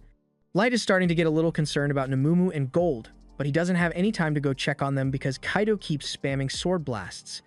Nemamu and Gold try slashing at the hybrids a few more times, and no matter what they do, the monsters keep regenerating, and Yannick is calling them fools for thinking they could defeat his creations. Nemamu and Gold are getting sick of listening to Yannick's constant prattling, and they don't want to prolong the suffering of the unfortunate humans, so they decide to use their special moves to end their suffering quickly. They both coat their weapons in mana and slash at the hybrids, and Yannick begins mocking them again because he believes they stand no chance of killing his monsters. But then he realizes the hybrids aren't getting back up, and they look pretty dead to me. He begins panicking because he can't believe all the fruits of his research could be erased so easily, but while he's standing over the ashes of his victims, Nemamu comes up from behind and kicks him in the nuts to make sure she doesn't have to listen to any more of his nonsense. As for Light, he has been overwhelming Kaido with his magic for a while now, and every time an attack comes close to hitting him, Kaido gets a look of sheer terror on his face, and Light finds this amusing since Kaido was acting all high and mighty a moment ago. Kaido refuses to let a worthless human look down on him, so he gets back up and activates the Holy Sword's ultimate form, enchanting the blade with multiple types of magic and extending his effective attack range. Light is somewhat impressed since the sword seems incredibly versatile, but as cool as it looks, Kaido's aim is garbage, so he can't hit Light at all. He starts whining that Light is a coward for dodging the attacks, and says Light would be dead meat if he could land a hit on him. That's kind of the whole point of dodging attacks in the first place, but Light decides to humor Kaido a little, so he stands perfectly still and tells him to take his best shot. Kaido thinks Light must have gone crazy, but there's no way he's passing up this opportunity, so he raises his sword and leaps into the air to land a clean strike on Light. But while the sword strike definitely connected, it didn't actually do much. Kaido can't believe what just happened because it should be impossible for a human to tank a direct hit from Grandius, and just to make sure the difference in strength is clear, Light tells Kaido he can keep trying if he wants. Kaido takes swing after swing at Light, and every single attack does absolutely zero damage, until Light eventually gets sick of being hit and shatters Grandius's enchantment. He then gut-checks Kaido and sends him flying with a punch to the face. By the time Kaido finally stops rolling on the ground, his face is messed up, and Light stands over him menacingly. He says he has a lot of questions for Kaido, so he won't kill him yet, at least not until he has suffered pain several times worse than what he put all his victims through. Kaido can tell that Light isn't bluffing, and there's no way he can fight his way out of this situation, so he resorts to begging for his life.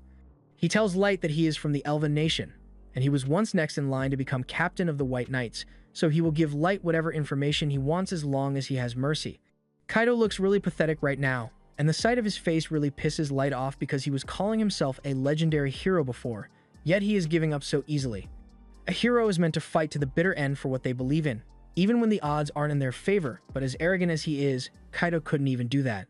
If anything, Elio, Gimra, and Wardy are the real heroes here because they stood up to Kaido and Yannick to protect Mira, even though they knew they stood no chance. Light apologizes to the corpses of Gimra and Wardy for not being able to save them, but he says he will do everything in his power to make sure Elio survives, so they will be heading back to the Abyss immediately.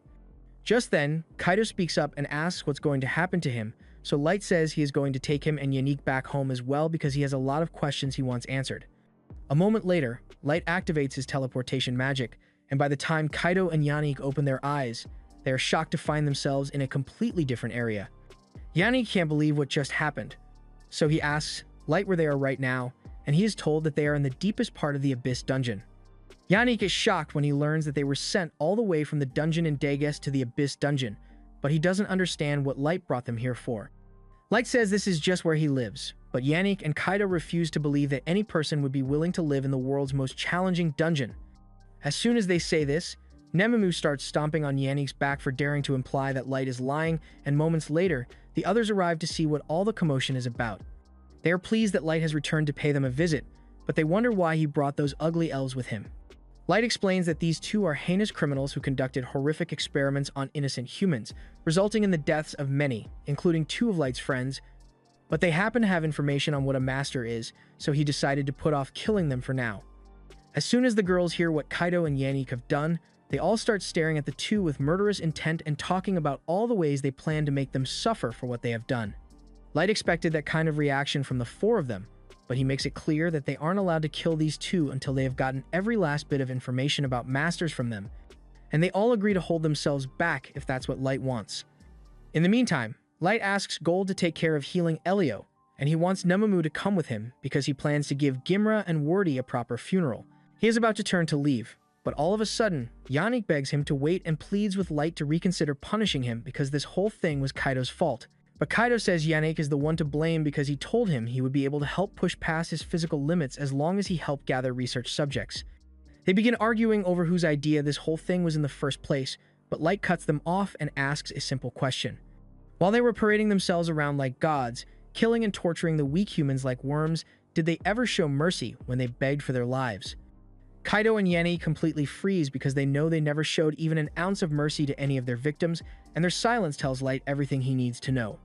So he says they will be getting the same treatment, and there's nothing they can do about it. A little while later, Mia wakes up at the inn in Dagas, and she sees Light sitting next to her bed. So she asks him what happened since the last thing she remembers is being chased by Kaido. Light tells her that he and the others happened to find her just as the adventurer killers were about to capture her, so they brought her back to the inn so she could rest. Light also tells her that they managed to heal Elio's injuries and save his life as well, but when she asks what happened to Gimra and Wordy, he unfortunately doesn't have any good news to share. He hands her a lock of their hair and tells her that Gimra and Wordy died from their injuries before he could get there. And Mia is devastated by the news, but she is still very grateful that Light came to help, since without him, she and her brother never would have survived. Light gets up to give her some time to sort out her feelings, but he does feel a little guilty because times like this make him wonder if using his strength solely for the purpose of revenge is really the right thing to do. The next morning, Light heads over to the guild to report the adventurer killer incident and provide all the relevant information. However, he leaves out the part about him taking Kaido and Yanni into custody, so the guild still thinks they are out there somewhere. As a reward for the valuable information Light provided, as well as for saving two potential victims, he and his party are officially promoted to C rank. Later on, Light sits down to have a chat with Mia and Elio, and he asks them what they plan to do now, so Elio tells him they are going to quit adventuring and move back to their hometown. Light asks why they want to quit since he's sure they could find another party to team up with. But while that may be true, it wouldn't feel right to form another party so soon after Gimra and Wordy died. Besides, they also need to take what's left of them home so they can hold a funeral for their beloved friends. Light understands the sentiment, but he asks what Mia plans to do about her magic studies since the whole reason she became an adventurer in the first place was so she could earn enough money to attend the academy. Mia says she's going to focus on self-studying for the time being, and she is going to work hard so that by the next time she runs into Light, she is no longer a novice. After Mia and Elio leave, Light decides to head back to the Abyss to see how things are going over there, and upon arrival, he is greeted by May and Ellie. He asks them for a status update on their investigation, and May presents him with a file containing everything they were able to learn from Kaido and Yannick. Apparently, descendants of a maestro are known to have an easier time leveling up, and there is a legend that says if a maestro is left unchecked, it could lead to the destruction of the entire world. This revelation gets Light curious about how powerful a maestro must be to have the potential to destroy the whole world single-handedly, but unfortunately, they don't have any more information on the topic. What they have learnt so far came from a conversation Kaido had with the captain of the White Knights a few years ago, and even though Ellie used her forbidden magic to extract as much of the memory as possible, it was still severely fragmented, so they couldn't learn much. Light asks what condition Yannick and Kaido are in now, so Ellie opens a portal to show him, and those two look like they've been through hell. Since there's no more information to be gotten, Light decides it's time to get rid of them, so he summons a creature called Dead Man's Banquet, and it devours Kaido and Yannick in incredibly brutal fashion. Now that that's been taken care of, he asks Ellie how things are going with her other operation. She cheerfully tells him that all preparations are complete so he can begin his revenge on Sasha whenever he wants. But first, she'd like to start by capturing the White Knights since all their members are apparently sub-maestros, and she isn't sure what they are capable of. The vice captain of the White Knights, Mikhail, also happens to be engaged to Sasha, so Ellie thinks he would make a good hostage, and Light is impressed by how well she has thought this out. Meanwhile, over in the Elf Nation, Sasha is having a good old time telling Mikhail about how she betrayed and made Light beg for his life with a pitiful expression on his face, and Mikhail seems to be enjoying the story a lot. He even wishes he could have been there to see it in person, because he was sent once on a mission to eradicate a human village, and he loved how pitiful the humans looked as they begged for their lives. The two of them are having a lot of fun talking about how much they enjoy watching humans suffer, but at the same time, Light is getting ready to repay Sasha for all the pain and suffering she inflicted on him. After her little date with Michael, Sasha returns home with her maid, and along the way the maid comments on how good they look as a couple. However, their path is soon blocked when a human slave drops a bunch of food on the road because an elf started whipping him for no reason, and the only thing Sasha can think of right now is how useless all humans are. It's going to take a while to move all the food out of the road, so she stares out the window in boredom while she waits, but that's when she sees a familiar silhouette walking down the alleyway. Sheer dread takes hold of her as she darts out of her carriage to make sure that wasn't really Light, but after searching the entire alley, she finds no sign of him. So she starts trying to convince herself that there's no way that could have been Light because he died years ago. However, as she turns around, she finds a note stuck to the wall telling her to come to the giant tower, and it was signed by Light, so she starts freaking out. Her maid soon comes running to check on her and finds Sasha on the ground in despair because if Light really is alive, then she's going to lose everything she gained from killing him, including all the reward money, her noble status, and even her engagement to Mikhail. Meanwhile, from a nearby rooftop, Light and Ellie watch Sasha panicking on the floor, and this is a nice start to Light's revenge, but Ellie has much worse in store for Sasha. But she's not the only one with a heavy dose of karma heading their way, because over in the White Knight camp, two of the knights, Nia and Kia, are having the time of their lives fermenting a human slave by using him as a human dartboard. And while that's going on, Sharfet over here is shoving his face deep in the chest of his human slave, and she is forced to play along because she doesn't want to end up as the next dartboard. This meeting was called to discuss the fact that after Keto disappeared with the holy sword Grandius, he apparently went around killing adventurers and was defeated by a human, so the higher-ups want them to go in and clean up his mess. Sharfet doesn't understand why they should have to deal with the problem that Keto created, but Musk gets up and reminds him that Keto was one of their members, so they are directly responsible for anything he does. While Sharfet is still busy fraternizing, the screams of the man getting tortured are starting to annoy him, so he tells Nahia and Kaya to cut it out already and just kill him. But they refuse because they are having a lot of fun. They bought the slave with their own money, so they should have the right to do whatever they want with him, and they find it way more disturbing that Sharfet enjoys making out with humans so much. Musk tells everyone to stop arguing so much because they are White Knight, and personally, he believes that it is his duty to give humans a swift and fleeting death so they don't have to suffer through their pathetic lives, but they don't agree with his ideology at all. Throughout this whole squabble, the Knight Captain has been trying to keep his cool, but the others are really getting on his nerves now, so he tells them to be quiet, and the anger in his voice carries so much weight that it literally has all of them quaking in fear, and even give a bird a heart attack. Now that they are all quiet, he tells Nahia and Kia that it's bad form to torment their victims so much, so he tells Sharfet to put the poor guy out of his misery.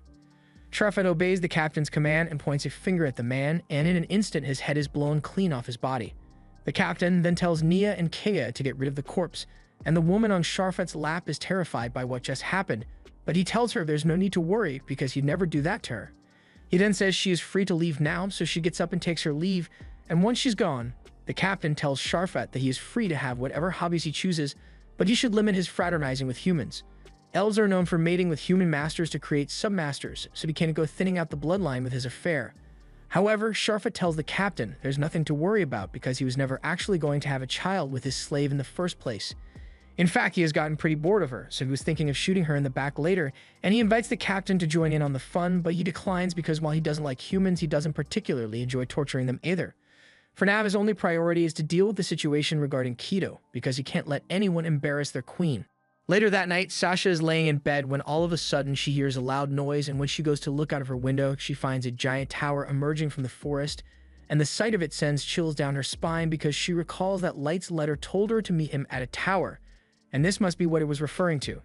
The next morning, a slave trader is driving into town with a wagon full of human children, but all of a sudden, a rock chimera appears out of nowhere and the slave trader is terrified for his life, so he runs away, leaving the kids to their fate, but the monster doesn't actually seem interested in hurting them.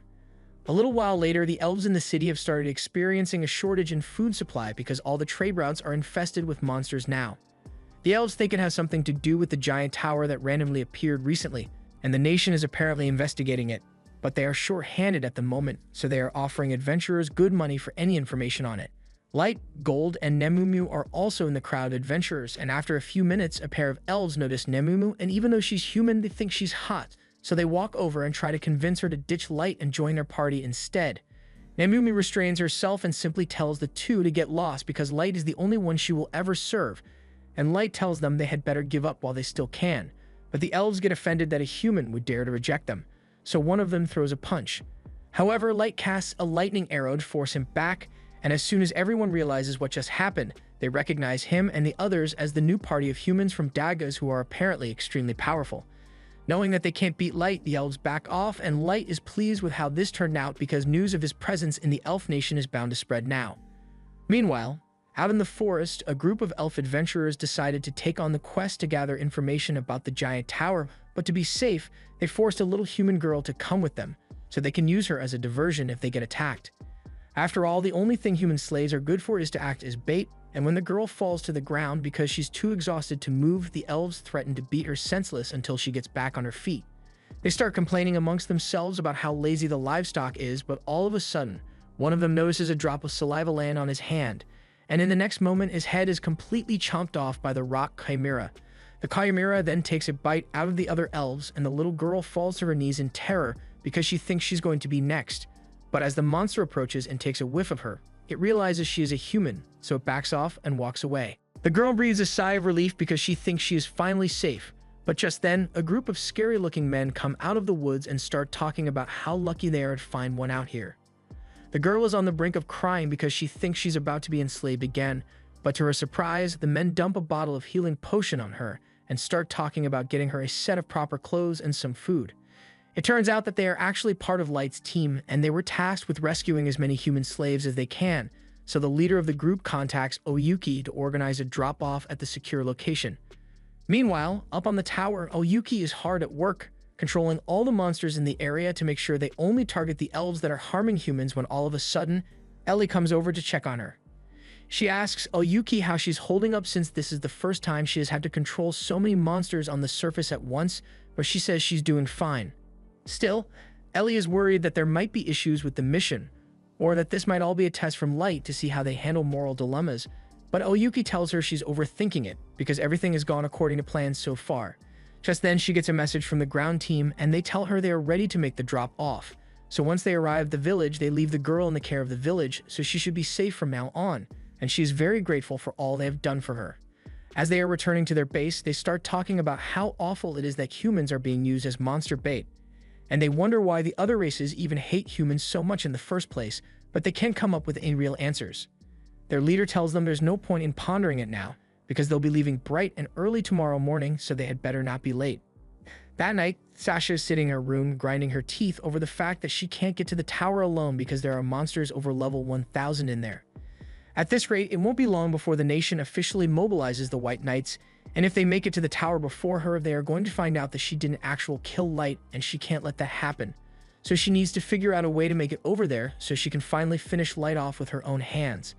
The next morning, the Elven Council holds a meeting to discuss what to do about the recent rise in monsters, and since they aren't fully aware of what the monsters are capable of, one of the officials suggests that they should send in their best forces before any harm befalls the citizens, and she asks the White Knight captain what he thinks about the plan. Hardy says he is aware how important it is that they keep their citizens safe, but he can't agree with such an idiotic plan. Sending the White Knights out with no clear intel would be like using a fine sword to poke through the mud, and no matter how good a sword is, it remains useless if you don't know where to strike. The Queen sides with Hardy on this matter and decided that the best course of action would be to increase the reward for information on the tower, and once they have gathered sufficient intel from the adventurers, they will dispatch the White Knights. No one can go against the Queen's orders, so the meeting is concluded, but the Chancellor seems to be holding a grudge because he thinks the only reason the Queen sided with Hardy is due to the fact that she's his mother.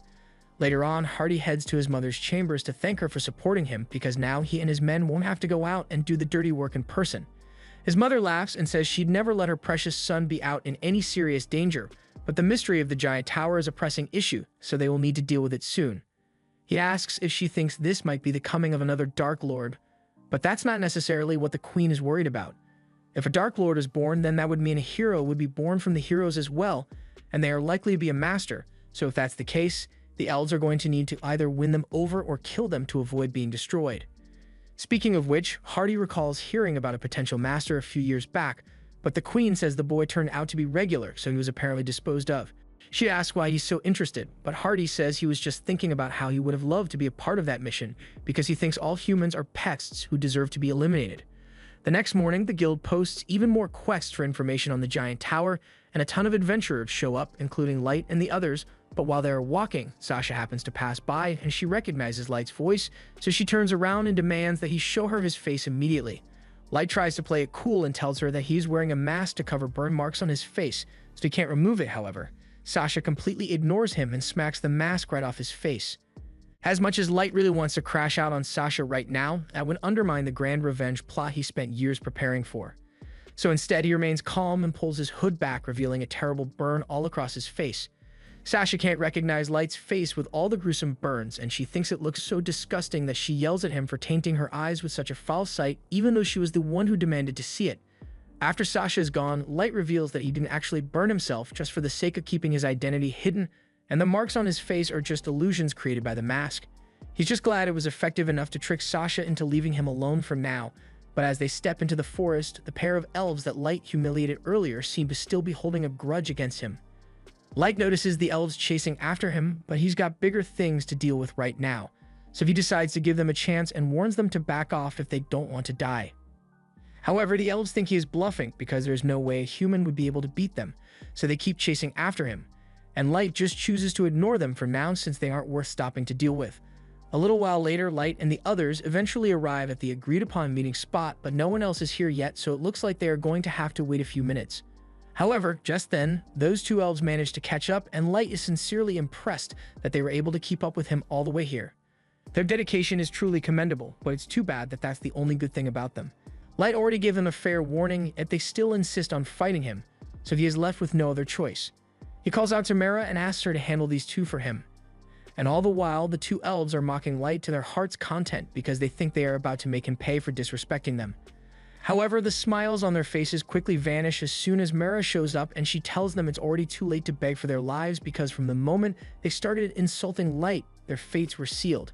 Mara then proceeds to devour the two whole, and after she's done, Light apologizes for wasting her time with such a trivial matter, but she says it's no big deal because for him, she would gladly devour 1,000 elves even though they taste terrible. A little while later, the rest of the team arrive and Light is glad to see them. He asked them to come here so they could escort him through the forest to the tower since flying there isn't an option with so many other adventurers around. Suzu takes charge and begins leading the way back to the tower, and along the way, Gold says he's glad to see Jack again, but he's surprised that he took the time to come all the way out here when he didn't have to. Jack explains that it was mostly Ellie's idea for him to come here, but he also didn't want to leave the Lightster alone to do all the hard work by himself. After hearing Jack call Light the Lightster, all the girls immediately become hostile towards him because of a lack of formality, but Jack thinks they are a bunch of hypocrites because, for one, Light never asked them to be overly formal with him. And two, if they keep distancing themselves from Light with formalities, then he's going to end up on a lonely pedestal with nothing but servants instead of friends, and if that's what they want to happen to Light, then Jack is more than willing to throw hands to knock some sense into them. However, before a fight could break out, Light tells Jack to calm down because he doesn't want him causing a scene out here. And the same goes for the girls, so everyone falls back into line and continues walking toward the tower. The tension between them was still pretty high at first, but at the end of the day, none of them really hate each other, so things settle down pretty quickly. Though Light isn't exactly sure what Suzu over there is thinking. She suffers from extreme shyness, so she isn't able to talk to anyone other than her trusty musket lock, which is a shame since Light has a ton of questions about her. Like the fact that her summoning card listed her as androgynous, so he isn't sure if she's a girl or a boy, and he can't exactly check for himself, so he's just been going off assumptions. The group eventually arrives, and Light thinks Ellie did an amazing job creating the tower because it looks really imposing up close. The quadruple nines all rush down to meet Light, and now that everyone is here, Ellie opens up the entrance so she can give Light a full tour. She created this place using the information she gathered from analyzing the core of the Abyss dungeon, and it is completely reinforced, so there's no risk of any physical or magical interference from outside. She's also got her new pet dragon, which she summoned to help with the revenge plan, and as requested, she converted the top floor to a wedding venue for the grand finale. Light walks up to the throne Ellie built for him, and since everyone is here, Ellie asks Light for permission to use this opportunity to fill them all in on the details of the plan. Light has no problem with it, so she explains that Light plans to execute his revenge right as Sasha is about to marry into the royal family, but she made a few adjustments to avoid getting interrupted by any unwanted wedding crashers.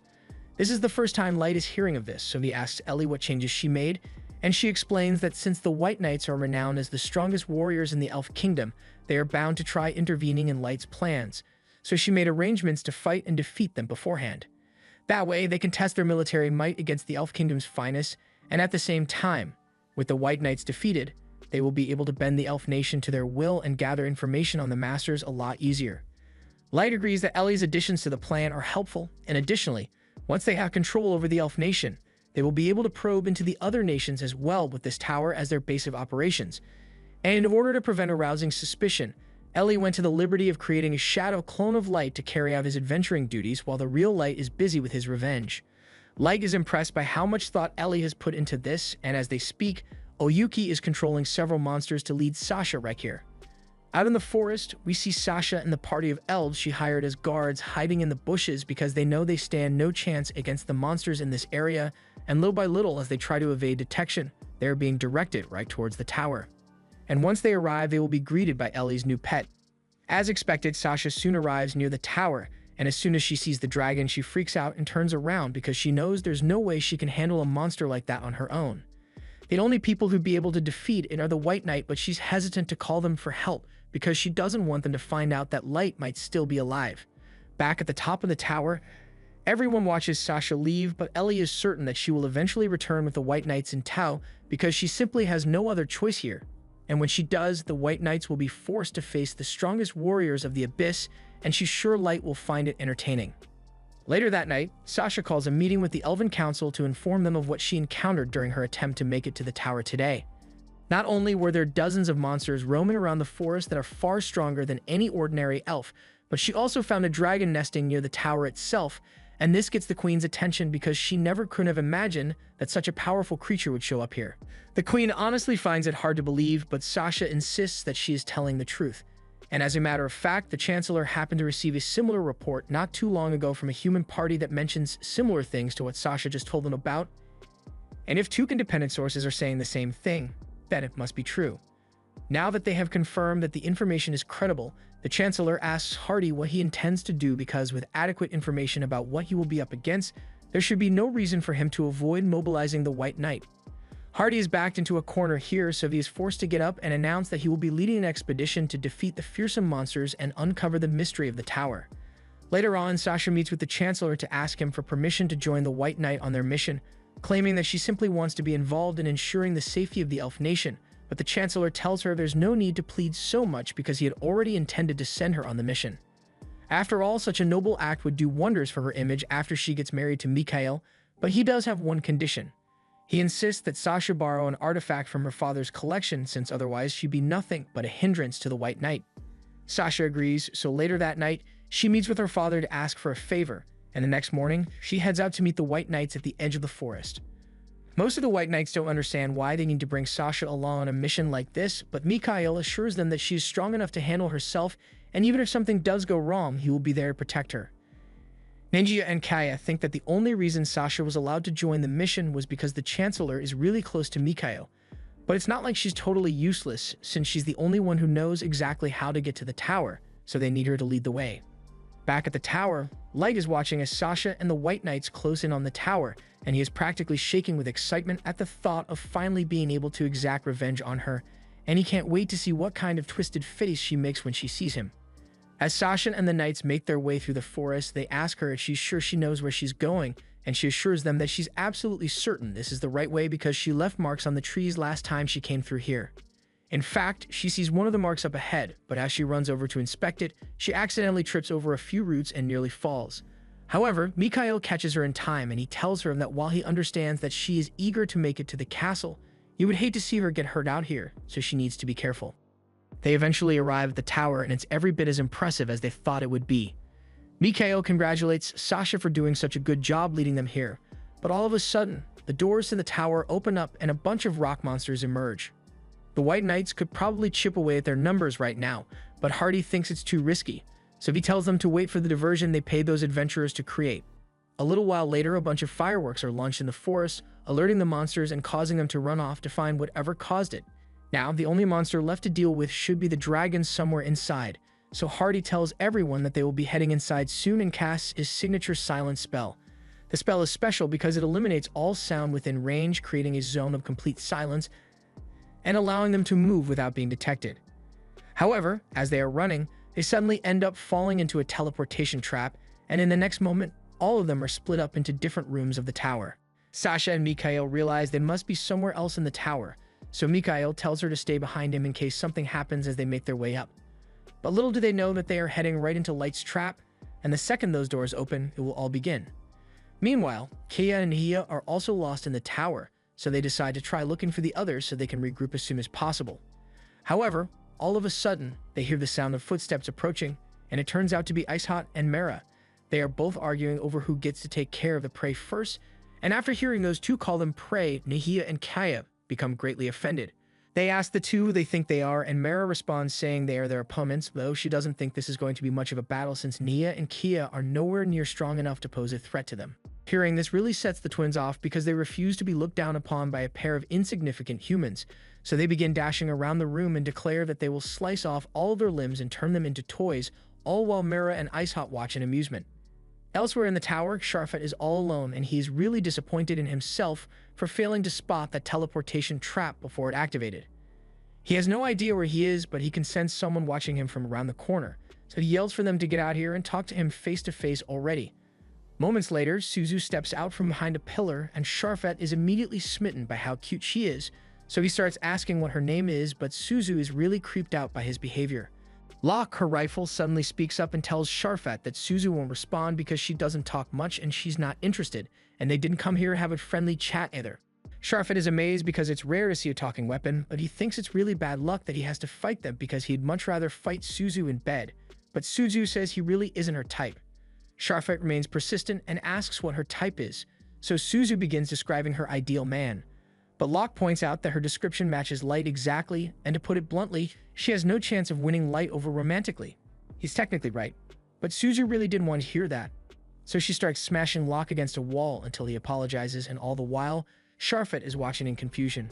He's not sure who Light is supposed to be, but if Suzu insists on fighting him, then he's going to have to show no mercy. He activates an invisible crossbow on his arm and fires a bolt at her, and while it does catch her off guard, she's able to parry the shot and return fire instantly. Sharfet blocks Suzu's shot, and he is intrigued by her since there aren't many people who can block one of his invisible crossbow bolts, and likewise, Locke is impressed that Sharfet was able to block one of his shots, so this may actually be a bit of fun. At the same time, back with Nahia and Kia, they are still bouncing around the room, and Ice Hot and Mara are starting to get sick of waiting for them to do something. All of a sudden, the twins both simultaneously cast a wind cutter spell, and it's actually pretty powerful, so Mara and Ice Hot are forced to dodge. Mara admits that she may have underestimated the twins because being able to cast spells instantly while moving at such high speeds makes them difficult to deal with, but handling this much isn't a problem for them.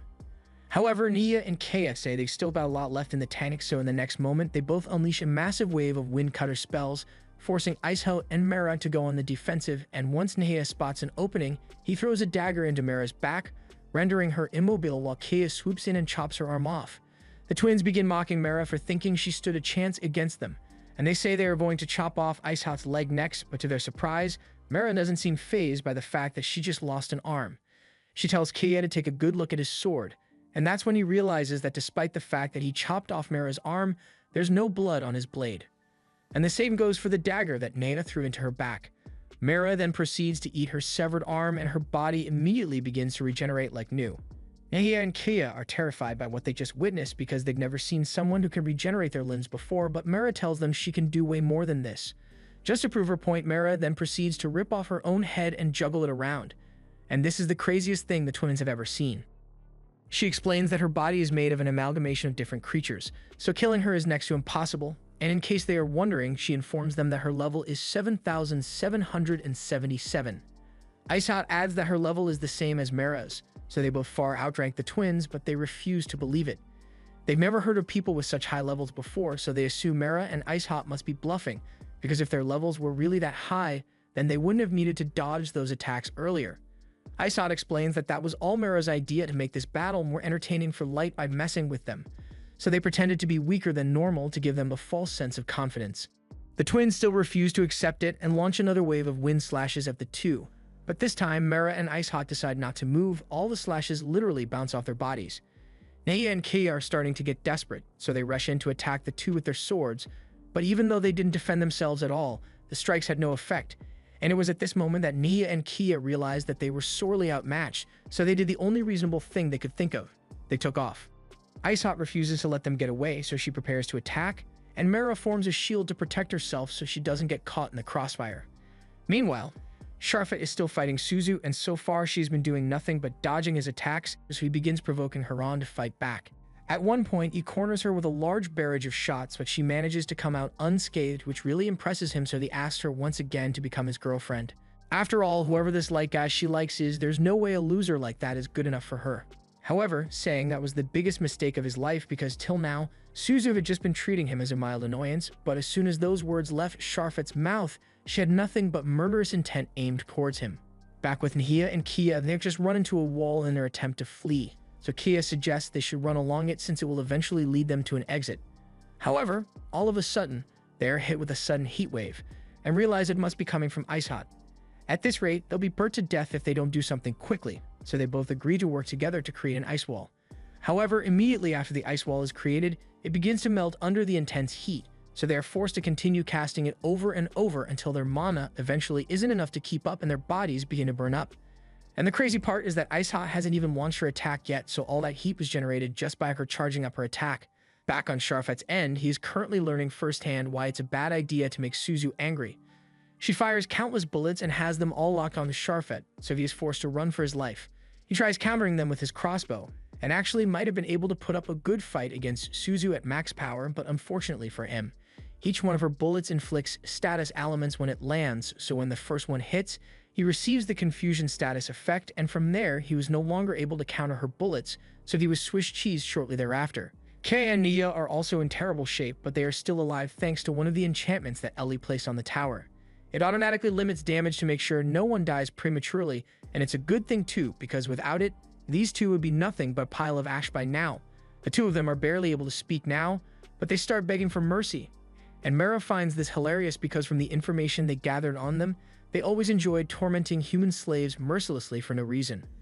She lets them know that mercy is a luxury they won't be provided with because she has orders from Light to interrogate them for information while inflicting as much pain and torment as possible. So they've got a lot of suffering ahead of them. The two try pleading with her not to do this, but before they could even finish speaking, she suddenly forces two eels down their throats to begin their torture. Over on Suzu's end, Sharfet is barely able to move as a result of all the negative status effects she inflicted upon him, but Suzu is still pissed, so she walks up to him and starts stomping on his face. Locke pleads with her to calm down because they have strict orders not to kill Sharfet, plus with her current position, he can definitely see her underwear right now. That last statement snaps Suzu out of her blind fury due to embarrassment, and she now realizes she went way too far. She begins tearing up because she thinks Light is going to be mad at her for ignoring his instructions, but as Light is watching from his throne room, he's not mad, he's just disappointed that the fight ended so early. He is curious about how things are going for Sasha and Mikhail, but he doesn't want to check in on them with the screen because he wants to savor the moment they come through those doors. The two of them have been walking through this hallway for a long time now, and Mikhail is starting to get the feeling that they are being led somewhere. But the only thing on Sasha's mind is finding Light as soon as possible, so she can kill him before anyone else finds out he is alive. Meanwhile, Must is still wandering through the tower before he eventually runs into Jack. Jack apologizes for taking so long to get here, but he's really not interested in the whole holding back gimmick the others are going for, so he straight up tells Must that he is over level 7,000, and it would be in his best interest to surrender before he gets hurt. Must refuses to believe such an outlandish claim because even the captain is only level 3,000, so Jack must be bluffing. Jack doesn't really care if Must believes him or not, but he really doesn't like picking on weaklings, so he plans to make this quick. Must is enraged by the fact that Jack just called him a weakling, so he readies his axe and prepares to strike him down. However, Jack effortlessly swats the axe away and mocks him for being too slow. Must can't believe what just happened, but he refuses to give up and charges back in to attack some more. Yet again, Jack swats away each and every one of Must's attacks, and then he flicks his finger, sending Must straight into one of the pillars. Must has finally realized that Jack far outclasses him in strength, but he still can't grasp the idea of a person over level 7,000 because he didn't know something like that even existed. Still, he refuses to let this be the end up from because he still has so many people to save. But speaking of saving people, Jack has heard all about what Must considers as saving. In his mind, humans are nothing but insects that plague elf kind, so he has deemed it his duty to exterminate them all to save them from their unfulfilling existences. He refuses to let Jack get in his way, so he calls upon his weapon's ability and offers up part of his life force for a power boost. He knows Jack is way stronger than him, so he tells the halberd to shorten his life as much as necessary. And as much as Jack hates Must's ideology, he respects him for having the guts to go all out like this to win, so he decides to do the same. Must brings his axe down on Jack, but to his horror, Jack is once again able to block it easily, and this time his hand has turned black. Jack then shifts into his ultimate form and tells Must that his attack wasn't bad, but he's way out of his league here, so he never stood a chance of winning. After that, Jack punches Must straight in the face, sending him flying into a pillar, and normally, Must would have died from that, but thanks to Ellie's enchantment, his head is still in one piece, so Jack has officially completed his mission. That leaves Hardy as the last White Knight to deal with, and he is up against Mizuna, so this isn't going to end well for him. Mizuna announces that she is the strongest person here, and her master wanted to see how her strength would measure up against the strongest elf, which is why she was told to come fight him. Hardy doesn't think Mizuna is a serious threat, so he tries aura farming a bit and just stands there while ignoring her. Aura farming aside, he can tell that Mizuna isn't bluffing about being strong, and by proxy, that means whoever her master is must be even stronger. But that doesn't matter to him, because he believes he is the pinnacle of strength, so no one could possibly measure up to him in terms of power. He draws his sword and stands there for a few moments, analyzing Mizuna's stance and defenses, but she didn't come here to spend time thinking about attack strategies, so when she gets bored of waiting, she makes the first move and launches a strike so powerful that it blows out a section of the tower wall. Hardy couldn't react to the strike at all, so his sword was cut clean in half, and his body sustained critical damage. Azuma is confused because she didn't think the fight would end so soon, but Hardy is out cold and he's not waking up anytime soon. Just then, Ellie starts yelling at Nazuna over the comms network because she went and destroyed part of the tower for no reason. It can be fixed automatically, but it costs Ellie a tremendous amount of mana to keep this place maintained, so she doesn't like Nazuna causing unnecessary collateral damage. Nazuna apologizes for her mistake, but all of a sudden she hears some sound coming from Hardy's body, and it turns out that he's casting a healing spell on himself. A few moments later, Hardy has been healed enough for him to get back on his feet, and Nazuna isn't sure what she should do because she didn't expect him to be able to recover from her earlier attack. Ellie explains to Nazuna that the only reason Hardy wasn't cut in half earlier is because of the barrier that she put around the tower, so none of the elves can really die within its area of effect. That said, Nazuna is just going to have to subdue Hardy again, but Ellie reminds her to hold back so she doesn't end up destroying the walls again. Nazuna promises to be more careful, and as Hardy gets back on his feet, he apologizes for underestimating Nazuna's strength earlier, but now that he knows she is a formidable opponent, he says he won't make the same mistake again. He immediately activates his silent barrier, but what most don't know is that the barrier actually drains stats from Hardy's opponents and transfers those stats to him. Furthermore, he is able to create an invisible blade that most opponents cannot even perceive, so with his stats gradually increasing and a weapon in hand with immeasurable reach, he wonders how Nazuna plans to respond. To his surprise, he sees Nazuna put her sword away and square up against him, which seems like an odd approach when facing an opponent with an invisible sword, but he's not going to let his guard down. However, in the end, it didn't matter that he kept his guard up because Nazuna was able to perception blitz and punch him so hard that he gets sent flying into the wall. Nazuna is really happy because she managed to hold back enough to keep the wall in one piece, but Ellie is still mad because fixing a cracked wall costs just as much mana as a broken one. Nazuna says she's trying her best out here and she doesn't think it's fair that Ellie is nitpicking every little detail, but Ellie's the one whose mana pool is tied to the tower, so she has every right to be mad. For the sake of peace, Light asks Ellie to cut Nazuna some slack, and since Light is the one insisting, she agrees to let it go for now. She tells Nazuna to just hurry up and bring Hardy to the first floor, and then she cuts the transmission. Light asks Ellie if the mana burden is really too much for her, but she says she's fine. Although, losing large amounts of mana all at once does make her dizzy, so when Nazuna broke those walls, her knees nearly gave out. Just then, Oyuki informs Light that the guests have arrived at the door, and that means the main event will be starting soon, so he instructs the others to be on their best behavior. Meanwhile, outside the door, Sasha and Mikhail are standing there, and they both realize that there must be someone waiting for them in there. But Mikhail is confident that he should be able to handle whatever it is. However, all of a sudden, the door swings open and the two are greeted by Light. He addresses Sasha and says he's glad to see her again, but she only recognizes him as the boy she met in town earlier today, so she doesn't understand why he is acting so familiar. Light jokingly asks how she could forget him when she used to spend so much time cuddling him before, but Sasha vehemently denies the claim because she would never be caught dead fraternizing with a human.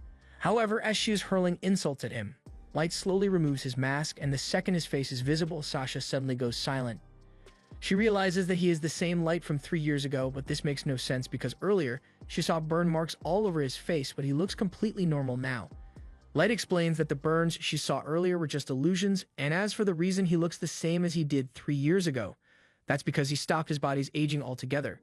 Sasha is having trouble wrapping her head around all this because it sounds absurd, but Mikhail interrupts her, spiraling to ask her if this Light person is the maestro candidate that she mentioned before. Sasha stutters a little because she doesn't know how to tell Mikhail that she lied on her report about killing Light herself, but Light cuts her off and begins explaining what happened.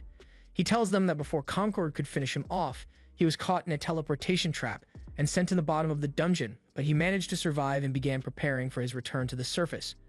Mostly because he wanted revenge, but also so he could find answers about why he was targeted and who was pulling the strings behind the scenes. That said, Sasha is next up on his revenge list, which is why he built all this just for her. Sasha is scared shitless right now, but Mikhail, on the other hand, thinks this is a wonderful opportunity because if Light is the one behind the tower's creation, then all they need to do is take him down, and they will be rewarded with great riches and status once they return to the Elf Nation. Sasha is still worried about what might happen to her once the higher-ups find out that she lied about killing Light in her report 3 years ago, but Mikhail tells her there's no need to worry about that because they can just keep that part secret.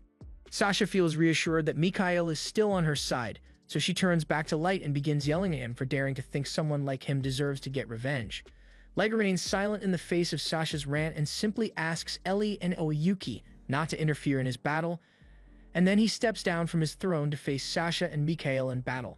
Sasha finds it hilarious that Light thinks he can take both her and Mikhail all by himself because she is already over level 500, but Light doesn't seem even slightly impressed. Sasha also mentions that she brought a special item with her in case of emergencies, and she proceeds to pull out a horn. Light is curious about what it does, so he decides to wait for Sasha to finish activating it. Once the activation sequence is complete, 3 angel golems appear. Sasha explains that these are Phantasm-class summons, and she says she is going to use them to annihilate him. So she orders the angels to attack. One of the angels rushes forward to attack, so Light is forced to jump out of the way to avoid being hit, and he has to admit that the angel must be pretty strong to be able to crack the tower floor with one attack. He prepares himself to strike back, but before his attack could land, the shield angel stepped forward to tank the blow. Light puts some extra force into his attack until he is eventually able to break through, but he's a bit shocked by the outcome, since he was trying to obliterate both the sword and shield angels, but he was only able to destroy the arms of the shield one. And to make things worse, the one holding the staff in the back is a healer, so it is about to restore the shield angel to full strength in no time. Meanwhile, Sasha is back to being terrified because she never thought Light would be strong enough to damage the Phantasm angels, and when Light notices the panicked expression on her face, he decides to gloat a little and reveals to Sasha that he is currently over level 9000. Sasha is in disbelief at the sight of such an absurdly high level, but Mikhail tells her to calm down because he thinks Light is trying to trick them. First off, he doesn't think it's possible for anyone to reach level 9000, much less a human brat, so that powerful attack he pulled off earlier must have been the result of a magic tool. Sasha agrees with Mikhail, so she sends the angels out to attack Light again, but he's not going to be pulling any punches. First, he uses some earth magic to distract the sword and shield before binding them with shadow magic. And while they are restrained, he proceeds to destroy the healer so the sword and shield won't be able to recover from his attacks anymore. However, Sasha doesn't seem too worried about this because she just blows on the horn again, and by the time Light strikes the sword and shield, Sasha has already resummoned the healer. She laughs and explains that the horn allows her to summon the angels any number of times without consuming any mana, so he's never going to be able to get rid of them. Light realizes the angels are going to be really annoying to deal with if Sasha can just resummon them every time he destroys one, so he decides to take care of the problem at the source by targeting Sasha. However, just when he was about to hit her, Mikhail stepped in to stop him. Light is impressed that Mikhail's shield is strong enough to block one of his attacks, But he says the shield does a lot more than just blocking. All of a sudden, Light finds himself being pushed back by a tremendous force, and it leaves him confused because he doesn't understand what just happened. After seeing the look of confusion on Light's face, Mikhail confidently explains that his shield is a powerful artifact that has the ability to reflect all attacks back to whoever unleashed them.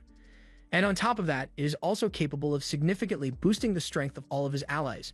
Mikhail and Sasha are confident that there's no way Light can win now, because the angels will keep respawning no matter how many times he kills them, and he can't do anything about it because Mikhail is here to keep Sasha safe.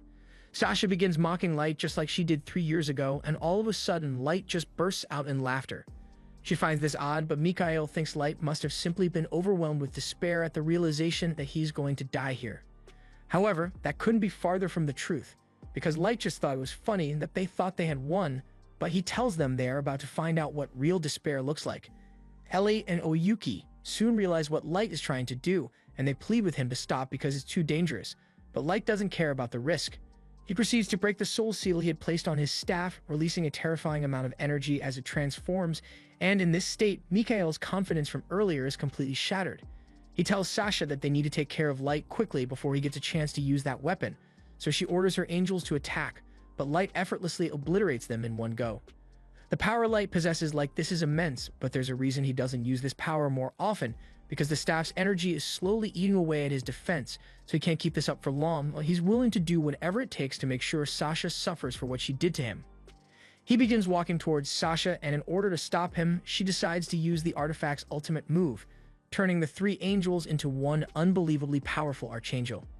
She then orders the archangel to strike Light down with its magic, so it spawns a holy javelin right above Light's head. But the second the javelin touches the energy from Light's staff, the holy javelin is completely destroyed. Sasha is really starting to panic now, so she orders the archangel to attack Light again at full power, but none of the javelins have any effect on him, and Light is absolutely loving the look of pure terror on Sasha's face as he approaches. She desperately orders the archangel to protect her, so it unleashes the full strength of its entire arsenal, and its display does look rather impressive, but Light is easily able to disintegrate it with his staff. Mikhail tells Sasha to hurry up and resummon the angel because it's the only thing that can stall Light, but when she tries blowing on the horn again, for some reason it doesn't work. Moments later, the horn crumbles to dust in Sasha's hands, and Mikhail doesn't understand how this is happening because it shouldn't be possible to destroy a Phantasm-class artifact. However, Light explains that his staff is a Genesis-class god killer, capable of erasing the existence of divine entities, so they won't be able to summon any more angels. Mikhail is so stunned by what he just heard that he simply refuses to believe it. There's no way a human like Light could really be over level 9000 or have access to a Genesis-class weapon. Everything that has happened till now must have been a fluke, or at least, that's what he wants to believe. He tells Light that there's still no way he can win this battle because they've still got Mikhail's damage reflection shield, so anything he tries will be sent back his way.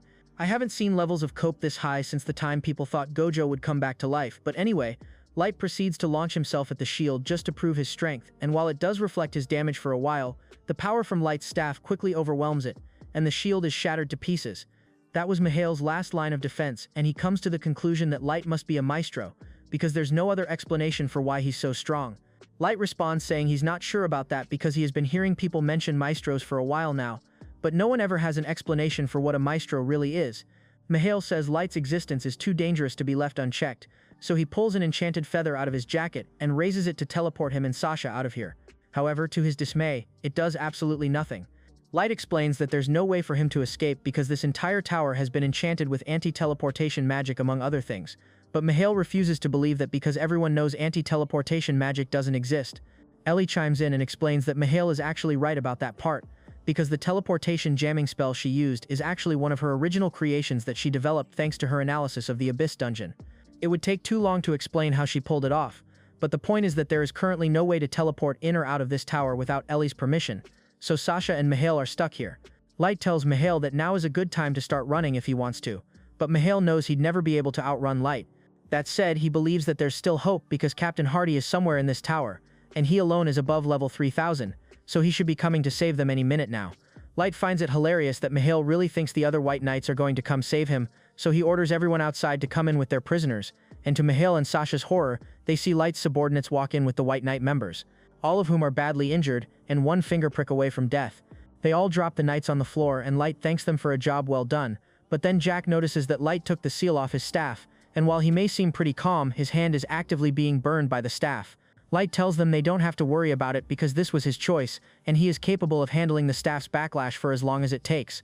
But for now, he has more important things to do, so he turns back to Mikhail and asks him what his plan is now that he knows the rest of the White Knights have been defeated. There's officially no hope left for Mikhail, so he becomes desperate and tries to negotiate with Light to secure his safety. He offers to team up with Light and help him take over the Elf Queendom, but Light says he has no interest in ruling this awful nation. The only reason he's here is to execute his revenge and find out the truth behind the whole Maestro thing, so there's nothing Mikhail has to offer. In that case, since Light is only interested in getting revenge, Mikhail asks to be released because the one he wants revenge against is Sasha, and Mikhail was neither part of the party that attempted to kill Light, nor does he know why they were ordered to do so. Sasha can't believe Mikhail is throwing her under the bus like this, but he yells at her to leave him out of her mess because he didn't sign up for this, and just to add insult to injury, he tells Sasha that he never really liked her. He was just going along with the engagement so he could raise his status, and he has always thought of her as nothing more than a foolish commoner with delusions of grandeur.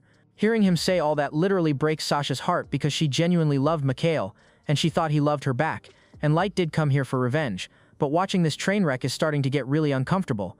Light interrupts and tells Mikhail that he doesn't really intend to lay a finger on him, but he can't make any promises for Ellie on the other hand.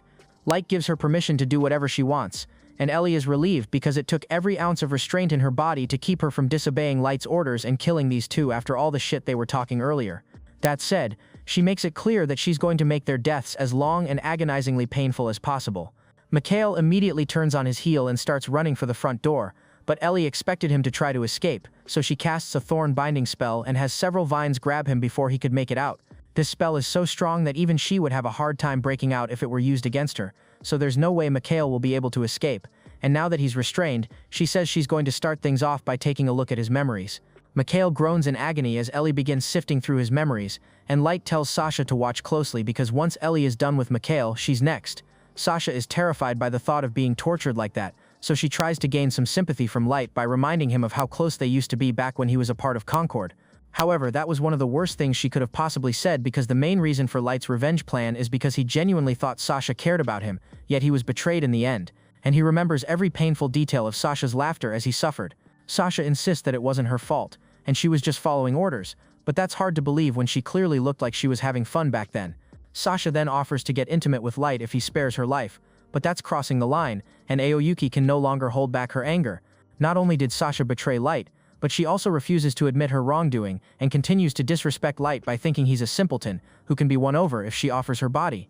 She says she's going to let her beasts eat Sasha alive, then revive her corpse so she can suffer through the pain all over again. However, before Aoki could do anything, Light tells her to calm down because he's the only one who gets to decide Sasha's fate. Aoki backs off, and Light reassures Sasha that he doesn't plan to kill her, at least not until he has learned the truth about this whole situation and figured out the best way to use his power to change the world. But until then, she will be kept alive while she suffers the worst pain imaginable alongside Garo. He then walks away to leave Sasha to her fate, but before he leaves, he pulls out the arrow Sasha shot at him 3 years ago and launches it into her leg as payback. After that, Mara steps up to execute the punishment Light gave Sasha, and dozens of bugs begin crawling all over and into Sasha's body. Light has finally gotten his revenge on Sasha, but it came at a heavy cost because his staff has eaten away at a lot of his HP, and he collapses from exhaustion moments later. However, before he passes out, he manages to reseal his staff's power and the others rush over to help him. Light is later taken back to the Abyss, but even with the best healing magic at their disposal, Ellie isn't sure Light is going to be okay. After 3 years of using his gotcha skill, the rarest and most powerful item Light ever received was the staff Gungnir, and despite her best efforts, all Ellie was able to learn about it was that it possesses immense power. For safety, Light combined the power of Mei, Ellie, Aoyuki, Nazuna, and himself to form 5 seals to hold back the staff's power, but today he broke one of those seals so he could use it as a weapon, and there's no telling how much damage that kind of energy did to his body, so they just need to wait and hope that he wakes up. Sometime later, Light regains consciousness and Mei is relieved to see that he's alright, but she asks that he refrain from taking such risky measures in the future. She understands how important his revenge is to him, but he has a whole nation of people who look up to him and they wouldn't want anything bad to happen to their king, so she asks him to let them help next time. Meanwhile, over in the Elf Nation, the Queen has just been informed that all contact with the White Knights has been lost, and the Queen begins panicking after hearing this because she doesn't want to believe that Hardy could have lost. However, they have much bigger problems to deal with right now because a scout comes running in to inform the royal court that a large flock of dragons has just invaded the city. The flock is led by Ellie, and using magic, she makes an announcement to everyone in the city. introducing herself as the Witch of the Tower, and explains that yesterday, a group of trespassers called the White Knights entered her tower without permission, and she demands to speak to the people in charge here. Otherwise, she will have her dragons burn the city to the ground, and to make sure they know she's not bluffing, she burns a large section of the forest near the nation. A few minutes later, Ellie lands in the courtyard of the castle, and there she meets the Queen.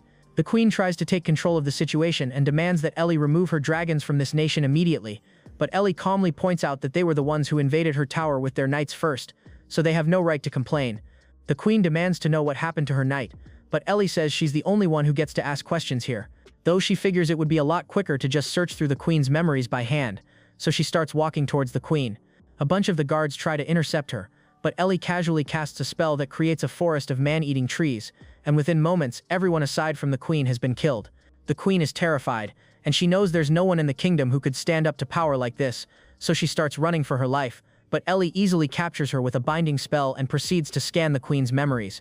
Unfortunately, there wasn't much useful information in there, but Ellie did see a lot of how the Queen discriminates against humans here, so Ellie issues an order to her. She declares that from now on, all humans in this nation are to be freed from slavery and given full autonomy, and if anyone objects or interferes with the freedom of a human, they will become food for Ellie's pets. A little while later, Light is back on his feet, so he heads out to meet the other and get a report on how things have been progressing so far.